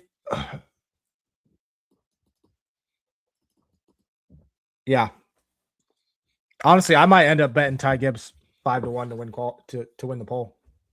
Well, I've retired from qualifying betting. It's the worst thing you could possibly do. Other than Indy 500 qualifying, bet Robert Schwartzman 500 to 1 to win the pole, and then get banned from Caesars. Yeah, there we go. For all motorsports ever. There we go. So yeah, Gibbs going out last. That's definitely an advantage. All right, who else you want to talk about today? And like I said, Kansas is an interesting one because there's so many drivers that have finished well. So we look at the last 4 races here. The number of drivers that have finished that have at least one top 10 are, let me just run this really quick. So over the last 4 races at Kansas, there have been, and we're coming off of a track like Bristol. We're coming off of Martinsville, where the top 10 finishers are very, very set. Like there's not a ton of them. There's been 23 at Kansas, and that includes Josh Berry has a top 10 here. Zane Smith has a top 10 here. John Hunter Nemechek has a top 10 here. Michael McDowell has a top 10 here. Like, you named one of them. What? Let's look at Vegas earlier this year. JGR, I'm in flags. JGR, okay. HMS, RFK, JGR, RFK, 2311, Penske, RFK, JGR, RFK, right? So the top 13 were all the big teams. 14th in flags, I'll get to. Let me go back to Kansas 2 last year without naming the team or the driver. So Kansas 2 last year. JGR, HMS, JGR, RFK, 2311, Penske, 2311, HMS. We're going to discount Trackhouse because of the stuff. JGR, Penske. So in 14th in both Kansas 2 last year and Vegas 1 this year in flags is the Front Row Motorsports number 38 car of Zane Smith. Zane Smith. Yep. Zane Smith will be a top 15 car this weekend if those trends hold in terms of speed.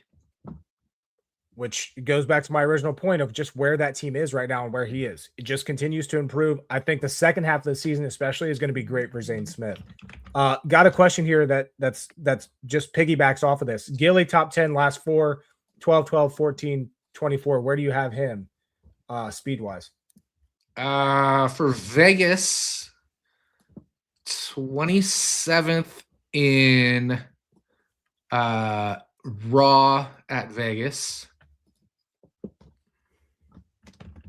Oh, even worse in adjusted. 30th and adjusted for Vegas. And for Kansas last year, Gilly 33rd in raw, which means adjusted isn't going to be a whole lot better, if anything. And 33rd in adjusted. So I would not count on Todd Gilliland this weekend. I would count on Zane Smith from that as team. far as just having speed, but it does show what Kansas can do as far as like a late restart or anything like that. Gilliland, I would. Yeah, I mean, he finished 12th and he was 33rd in speed. Yeah, so like clearly that's a late. Yeah, exactly. He got lucky, and he's gotten lucky several times. The thing about Gilly is, like I said, he's one of my favorite drivers. He's not good at intermediate tracks. He does not have the speed. He's typically a 30th place car at intermediate tracks. With some attrition, he'll move up to like 27th. But there have been times where he has, gotten into the top 15. But he is not that good at intermediate tracks. I'll say this. There was a clear bottom 4 at Kansas last year, which was crazy enough. Bottom 3, I should say. Austin Dillon, Cody Ware, and JG Yaley. A clear bottom 3. And it was a tier up to Todd Gilliland. So it was like a full tier up to Todd Gilliland, even though he was last of that next tier. I'm talking a massive tier in speed. So I mean, at least he could hang with the bad cars that aren't ship boxes. He could at least hang with them. Mm-hmm. Which is crazy to think Austin Dillon was a ship box last year, but he was. So in that race, in Kansas. It's funny you mention Austin Dillon because he had a good race at Vegas this year. And he's not awful at Kansas. He started 11th, finished 12th at Vegas. Yeah. And obviously that brings in Kyle Busch as well. Kyle Busch has a couple of top 10s here at Kansas recently. Pulling up Austin Dillon. Not the greatest. 12th here in 2024, but other than that, outside the top 20. But before that, 10th, 14th, 13th, 10th, 10th, 11th. If they hit on something at Vegas, I could see Austin Dillon RCR just hasn't been good this year. They haven't. And that's why, like, you know, what do you take away from Vegas then? Like, did they just hit on something? Did they get lucky? Like, let me just pull up one thing because Austin Dillon was involved in an incident on lap 218 in that race. And I'm just curious if somehow my damage detector didn't catch it.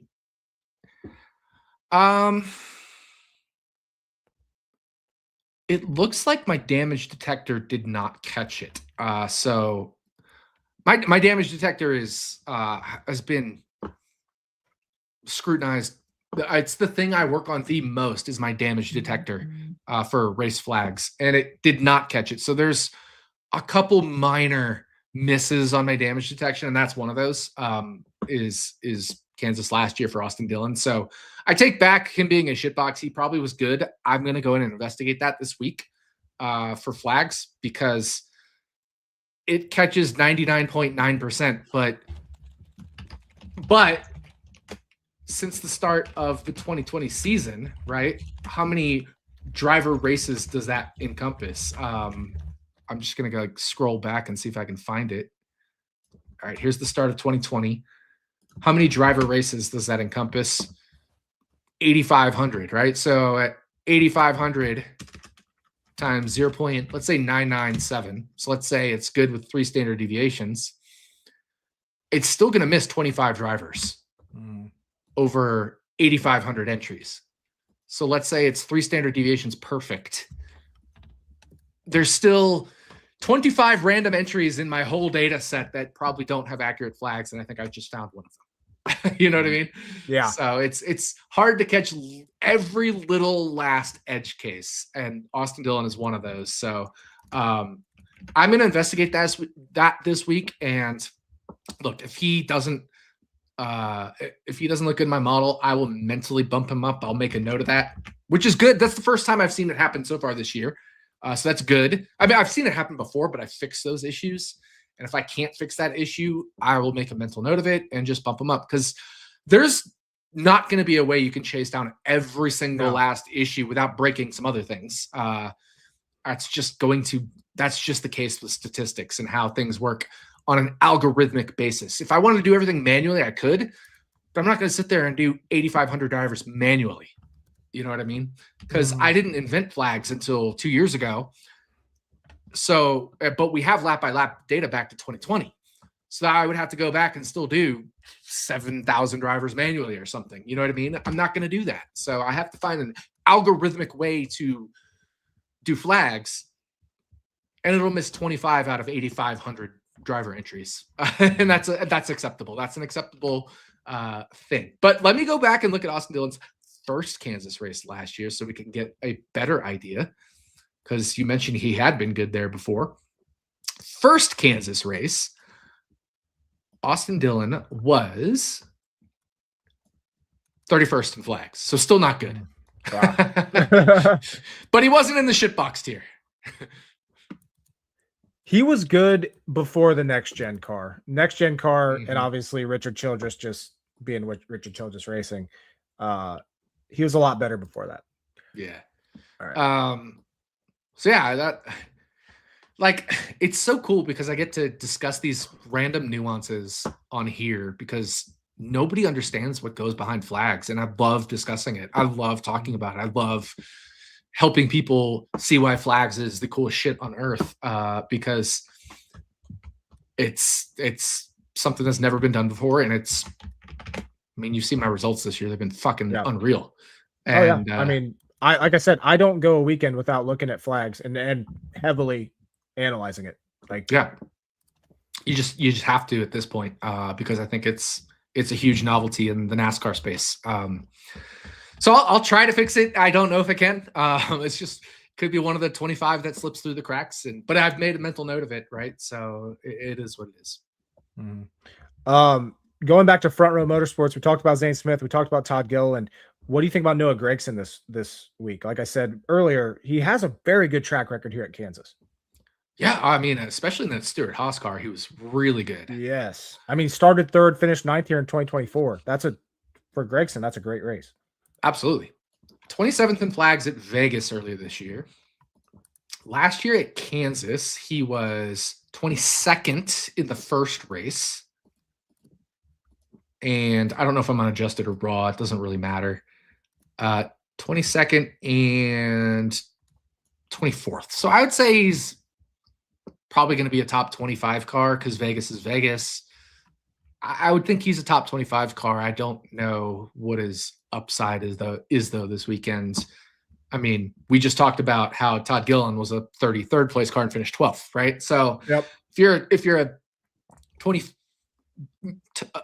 a top half of the 20s car, you can finish in the top 10. It's going to be hard. You're a very long shot to do it, but I think Noah Gragson has long shot top 10 upside. Very long shot. Like Zane Smith is so much more of a top 10 bet than at equal odds to Noah Gragson. Zane Smith's a way better top 10 bet than Noah Gragson.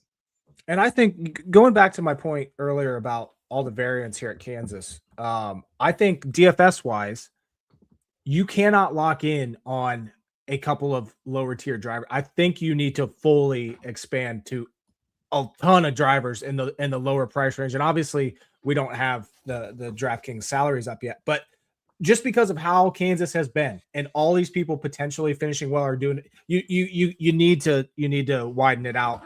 Because we know who's going to be good up top. Yep. 100%. So, I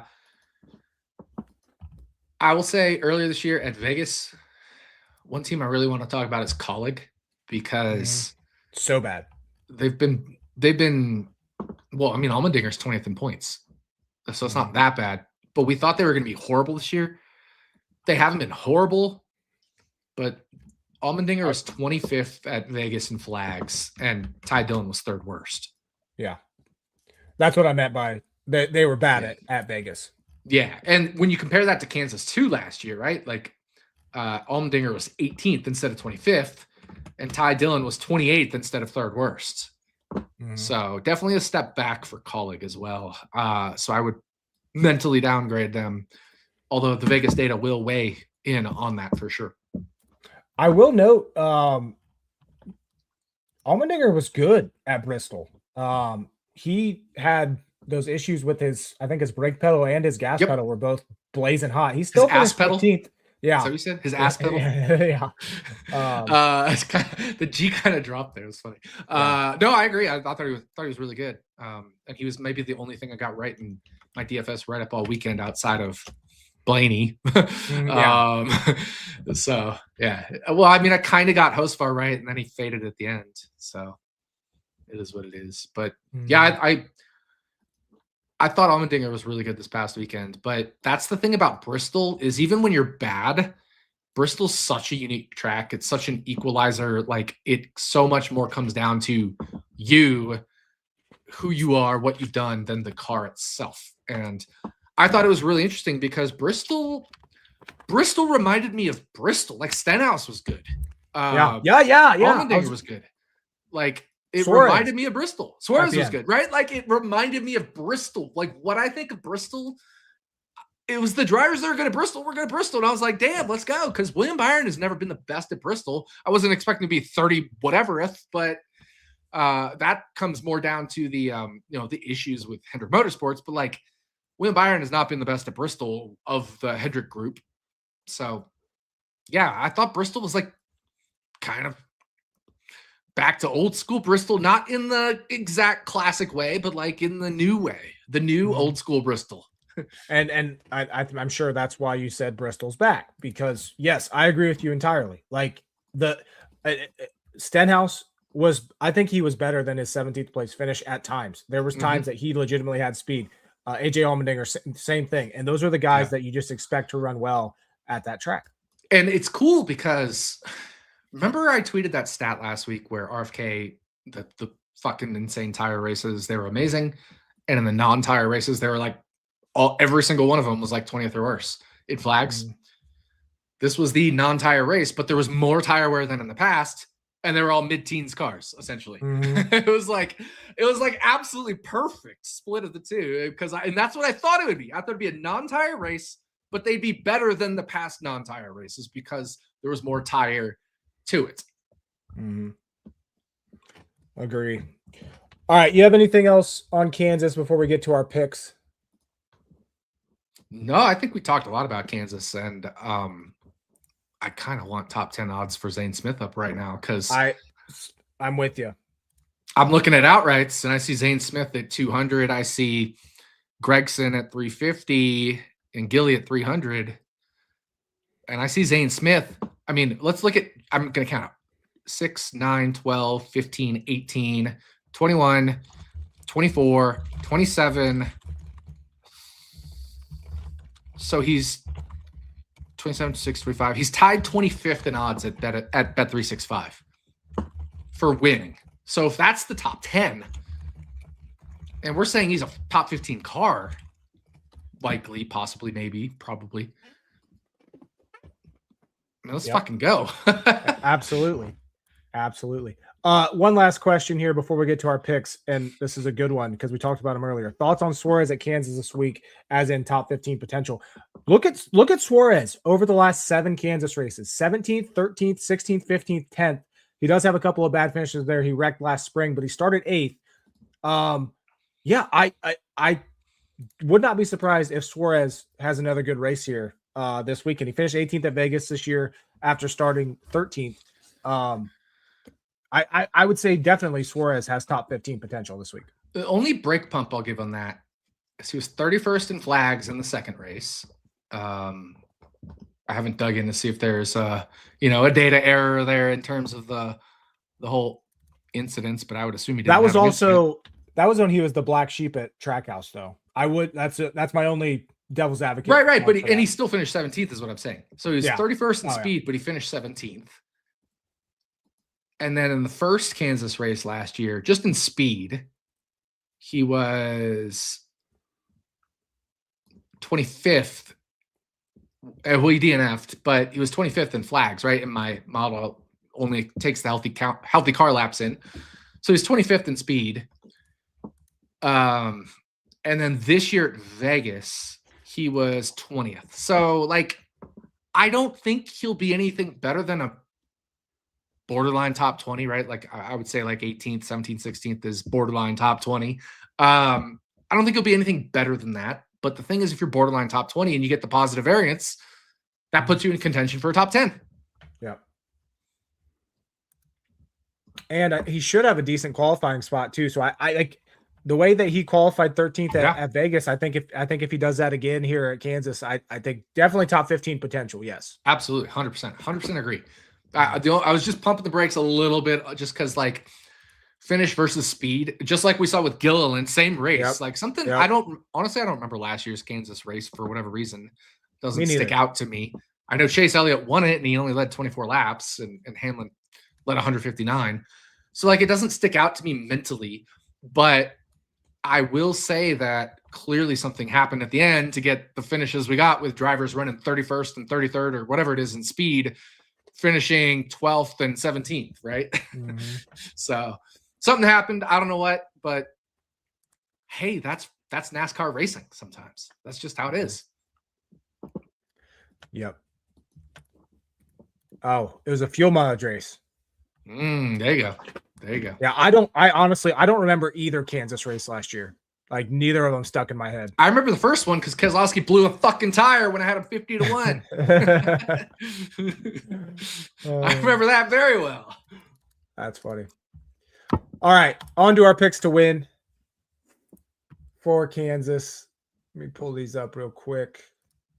You had Blaney last week, which, like we said, probably the best car at Bristol. Finished second, so we are both still winless on the year. I had Christopher Bell. Again, not mad with that pick. He hit the wall and I think Christopher Bell had the second best car. I agree. But that puts you in average finish for picks to win now above me. I'm at 11.875. You're at 10.125. Kansas, I gotta stick with the favorites. I'm going with the guy that dominated Las Vegas this season, and I'm going with the guy that here at Kansas dominated last fall. Denny Hamlin is going to win at Kansas this weekend. There's literally no arguing that. I mean, there literally is no arguing that. That's all I can say. Yeah. For me, I'll just go with the next Christopher Bell. Yeah, he was going to be my next choice. That's the only two picks for me. Yep. I mean, if we look at Kansas last year, I know Bell finished third, but he topped adjusted flags. He was second in raw flags behind Hamlin. Vegas, they were 1-2 this year. So, I mean, that's all you have to do is just take those two. Yep. And, it's been a while since you picked Christopher Bell. I mean, it's been 2 races. Remember there was I was going to say, remember there was 4 races in a row I picked him or something? Over the last 7 races, you have picked Christopher Bell. So. Yeah. All right. I know. I don't even like picking him. That's the thing. It just happens to fall out that way sometimes. It's like the guy. Okay.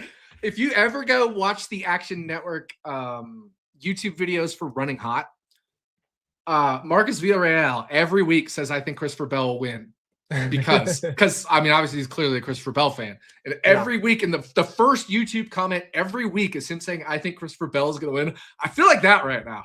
I love it. I'm glad he comments. I think it's hilarious that he just sticks to his shtick. And it's so funny. Because people in the comments are like, come on, man, why do you keep saying this every week? I think it's funny. It's one week I was like one of the first to comment. I was like, I think Marcus Villarreal will think that Christopher Bell will win. It was my comment. Yeah. It's really cool though. It also helps with Bell. He has the best pit crew as well. So, for sure. It's not even close. Yeah. Bristol was tough because pit road is so weird there. Like it might be the worst spot for your pit crew to shine, but it's an easy spot for your bad pit crew to look really bad. Mm-hmm. By the way, Carson Hocefar's pit crew, garbage also. They lost spots on every stop except one. And Hocefar had really good restarts at the start of the race. And in the second half of the race, he was dog shit on every restart. Yep. Every restart after stage 2 and after was dog shit for Hocefar. Remember, the things that cost Hocefar his deserved finish was pit road, second half of the race restarts, and the strategy call, which is like, it is what it is. But like, I mean, if he doesn't have all those issues on pit road, if he doesn't have all those dog shit restarts, he's probably battling Kyle Larson legitimately for third instead of having to pass the whole field again and then again. And I say the whole field. I'm not talking like going from 9th to 3rd again or 4th again and again and again. He's probably instead restarts 4th and is battling Kyle Larson for 3rd. You know what I mean? Mm-hmm. And then the strategy changes because you're running 3rd or 4th. Or a lot closer 4th. Yeah, and if you remember last week's episode, I mentioned in the spring race last year at Bristol, the reason he finished 11th and not top 5 was because of his pit crew, and they screwed him again. So, yeah. But I mean, I will say that served me well in 36 for 36 because he got stage points. Yep. And obviously I picked the same last week, so I didn't lose any points to you, didn't gain any on you. We both got 38. I'll tell you what, I'm going to use a heavy hitter this week. I'm doubling up. I'm going Denny Hamlin in 36 for 36 as well. Wow, that's a pick. Holy moly. I need to start getting some points. Holy moly. So, as expected, I am dog shit at tracking my picks on the 36 for 36 page. So I'm not positive if I have this guy available, but if I do, I'm going Chris Buescher. You do? All right, let's go. That was going to be my second pick, was going to be Buescher. But I feel like the upside with Hamlin is that he can sweep the stages and win the race. And I agree with you, but I think Buescher can win the race and sweep the stages. Nope, right there with you. Like I said, my top 2 picks this week were Hamlin and Buescher. Obviously, I'm not going to use Bell here as much as I like him. I also really like Zane this week. Yep, just going to say, for those of you who are listening and want to be different or whatever. And if you remember, we talked last week's episode. Last week was the week to use Ty Gibbs. We both said that if either of us had him available, it was an instant use. And hopefully, absolutely. If you did use Ty Gibbs at Bristol. That's the thing. Like, I wanted to either use Ty Gibbs at a road course or Bristol, and I used him at the road course because that got you 48 outside of SVG and Allmendinger and Zilish. Who else are you going to use at a road course? Like, obviously, there's other guys you can use, whether it was Bowman at Coda or McDowell or Suarez at road courses, but you often will save Suarez for a drafting track. You get the idea. But, like, Ty Gibbs was one of the best options for a road course because in the past handful of years, the only places he's essentially been, like, guaranteed to be good is at road courses. For sure. All right. IndyCar talk quick before we wrap this thing up. Long Beach, baby, which, is the legendary Kyle Kirkwood 20-1 winner for 25 grand. Kyle Kirkwood tweeted his biggest fan won the bet and saw him win his first race. So I love Long Beach, but he's plus 175-ish. Might be plus 190 at some books. I just don't think you can bet it at that number. I just don't think you can because of the qualifying format. IndyCar has changed the qualifying format, and qualifying is so massive at Long Beach. Kyle Kirkwood won both his races from pole. And it's almost a disadvantage for Kyle Kirkwood to be fast because IndyCar does. You remember NASCAR would do like, okay, then we do this qualifying and then the top 10 requalify. It's actually a disadvantage to go last in IndyCar, which means if you're the fastest in the final 12, because then they cut it down to the final 6, the new format is instead of doing just a 8-minute session or 10-minute session or whatever it is, and everybody gets to go for the whole session, each car just gets one lap now. And they do it in speed order. So the slowest goes out first. But in IndyCar, having that heat in your brakes and in your whatever is actually advantageous. And if Kyle Kirkwood is so fast in the round of 12 that he's the tops, which he probably will be the best, he might actually have the worst spot of qualifying when it comes to actually trying to win the pole. So you're saying wait till after qualifying to bet Kirkwood since he's at plus 175. But it's so hard to pass at Long Beach. Yeah. It's so hard to pass at Long Beach. Let me look at the 2024 season for IndyCar. IndyCar series. Because at Long Beach, the pole sitter was Felix Rosenquist. And the race winner was Scott Dixon on a fuel mileage gamble that got him out front because of a weirdly timed caution. Colton Herta was the best car, I think, that whole weekend. He finished second, but he started fourth, and he punted Joseph Newgarden to get that spot. Joseph Newgarden started third. So without punting Joseph Newgarden would have finished second. So essentially, you can't pass here. I mean, It's so hard to pass at Long Beach. So I almost don't know if I would bet Kirkwood even after practice and qualifying. It would depend on the odds and what I see in practice and things like that. I don't know. I do know right now, based off the odds I've seen, there is one driver I would bet, but I'm going to wait for more books to post before I say that. But If you know me, if you know what I pay attention to and these kinds of things, you will know what teams I like at Long Beach. Andretti, excuse me. And you might have an idea of that. Yeah. Interesting analysis, and how that's frustrating if the best car has the worst qualifying draw. Yeah. It's kind of fucked up. And there's been some talk about like, okay, what do we do to mitigate that problem from an IndyCar perspective? Like, what does IndyCar do to mitigate that problem? And it's and they'll figure it out, but they don't have it figured out yet, is the thing. Initially, my brain goes to Kirkwood needs to manipulate his lap so he's not the fastest. But like, then you're risking going too slow accidentally. Like, how far ahead of the line do you lift to go slower? But then everybody starts doing it, right? Like what? Yeah.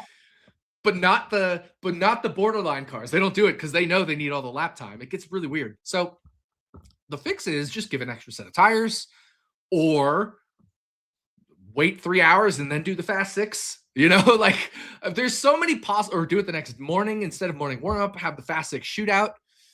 Like there's so many fixes, but they don't have the fix yet. And so since the fix isn't there yet, I can't do it right now, especially at plus 175, especially when I've got him 20-1, back in 2023. But like plus 175 is insane. I love Kyle Kirkwood. He's my favorite driver. This is his best track race, whatever. I cannot bet him at plus 175. I can't I bet him at plus 190. I can't bet him at 2-1. I just cannot do it, especially with how good Alex Palou is. But add in the qualifying thing, there's no way you can bet those guys at those numbers. No way. No. So yes, it's Kyle Kirkwood week, but no, I can't bet it. But I will bet it because I'm not going to not have a Kyle Kirkwood bet. I just think I might wait until after qualifying to bet it. That doesn't mean it's a good bet. I'm saying I will bet Kyle Kirkwood only because I am his fan. I would say you're betting with your heart, not your head. Oh, this is a 100% heart bet. I will bet Kyle Kirkwood only because I'm a fan. Yeah. I don't do that every week. I will do that at Long Beach because I think he can win. But it is not a good bet to bet him right now at 2-1. It is probably not going to be a good bet to bet him after practice and qualifying just because of how the Long Beach races play out. But I'll bet him anyway because that's who I am. I am willing to make some bets that are bad because I want to have entertainment and root for my guy and all that jazz, There's a lot of weeks I hope Kyle Kirkwood makes me look really bad and makes me lose all my bets because I'm not betting him. But that's not going to be this week. I'm going to be betting him regardless. But I don't think it'll be plus EV. You know what's funny is I kind of had that same mindset after this last week's race at Bristol because Gilly finished top 10. Mm-hmm. Like a part of me wants to just bet him top 10 every single week. And I feel like you'd make money doing that because he's constantly at 10 to 12. Yeah. And like he pulls these off like this. I think you'd end up even at the end of the year, or not even. I think you'd end up making money at the end of the year. I think over the last 2 or 3 years, you probably would have. So yeah, and I mean, like I said, Gilly's my favorite Cup Series driver. So, I mean, I like a lot of. I shouldn't say a lot. I like a handful of the Cup Series drivers. I actually think I dislike a lot more than I like. But I like a handful. I like a handful of them, and I think Gilly leads the tier of the drivers that I like. Now, not on the Kyle Kirkwood level or anything like that, but Where's your opinion on Christopher Bell? Because obviously he's dead to me. And I feel like this last week he might have shifted a little bit more to the dead to you side. I've never been a Christopher Bell fan, but I've always liked betting or picking or whatever it is him because I always feel like he was underrated, but he's not underrated anymore, so it's even harder. And Do you think Christopher Bell's overrated at this point? No, I don't think he's overrated. I think he's fairly rated. But yeah, I'm not a Christopher Bell fan, even though I pick him a lot. I'm just not a Christopher Bell fan. Never have been. I don't know. I just think he's kind of boring. I like personalities, not in the host of our way, but I don't know. Yeah. Like, that's why I like Hamlin, Reddick, Bubba Wallace. Like, they're all like, NASCAR doesn't have a lot of personalities, but of the drivers, they are on the personality side. Mm-hmm. And yeah, like I said, Gillen has a great personality. Yeah, he just obviously doesn't get TV time or anything because right. he's who he is. But yeah, no, like Larson after Bristol, I thought that was an awesome interview. I love it when they sit there, and I think Blaney after his Phoenix win, I love when they admit that they don't have the best car. Yeah, 100%. And that is just it says so much for me, and I love that Blaney saying it after Phoenix. I really liked seeing the reception to the Ty Gibbs win as well. Like, there were so many drivers that went up to victory lane and congratulated him. And Daniel Suarez even. And so it was really cool to see because you can hate Ty Gibbs, but you can respect the fact that he won. Yeah, you can respect the fact that he deserved that win. Even though he wasn't the best car, he deserved that win. Mm-hmm. Straight up. He deserved drove his ass off for that win. And you can't take it away from him. And now, like I said, now I'm curious. Honestly, I would not be surprised if he contended for the win this week at Kansas, and he goes back. I wouldn't be surprised. As weird as that's saying, he's finally gotten over the hump. He's got his first win. We see what that team's doing this year. It's still Joe Gibbs Racing. You remember what I just said? I said there was a big 5 at Vegas earlier this year. I said Priest kicked off the next tier, and then it was Ty Gibbs. Yeah, and you look at going back, one last thing on Kansas here. You look at Ty Gibbs at Kansas. He has qualified 8th, 6th, 2nd, and 6th. He only has one good finish. You remember William Byron in the early part of his career, and I make this comparison a lot. Ty Gibbs was just having a hard time finishing at these intermediate tracks. You know what? I do. I think he's going to be a contender. I'm not betting him at 9-1. Yeah, I was going to say, the problem is you're instead of buying low, you're kind of buying high, right? Yeah, exactly. right now. And you just can't really bet them at 8-1, 9-1, 10-1. But at least if there's a place that pushes out a 14 or something, you could definitely consider that. Yeah, especially like I said, I expect Gibbs, if he doesn't win the pole, I think he's going to be a solid top 5 qualifier. Completely agree. We're not going to see 14 or any double digit number after qualifying. Oh, no, I don't think so at all. I don't think so at all. Yeah. So it's gonna be really hard to bet him this weekend in general. Yeah, exactly. You might have to find like matchups or something, if I see Ty Gibbs versus Ryan Blaney matchup and Ty Gibbs is plus money, I'm taking Ty Gibbs. Mm-hmm. You know what I mean? That's where we're at. That's how it's going right now. I think that's the Ty Gibbs play. Just see if there's a Ty Gibbs Ryan Blaney matchup. If Ty Gibbs is plus 100, I would favor Ty Gibbs over Ryan Blaney. Yep. All right. I don't have anything else for this episode. We're over 2 hours. Yeah, we had a lot to talk about. NASCAR has had a really good year so far this year, just in general. The sanctioning body is doing a good job. The new lower downforce, higher horsepower package has worked really well. There's obviously still room for improvement, but things are so much better than they were 1, 2, 3 years ago with this car. Still a long way to go. But better. The win in your end thing, I think, has made the racing better as well. Completely agree. Taking that away. Yeah. And love you, Coach Howe, but I disagree about the stages. I actually like having the stages for normal ovals. I don't like them for road courses. I don't like them for super speedways. For normal ovals, and I would say maybe Pocono and Indy, because they're unique cases with where you can like pit and still get out on the lead lap and whatever.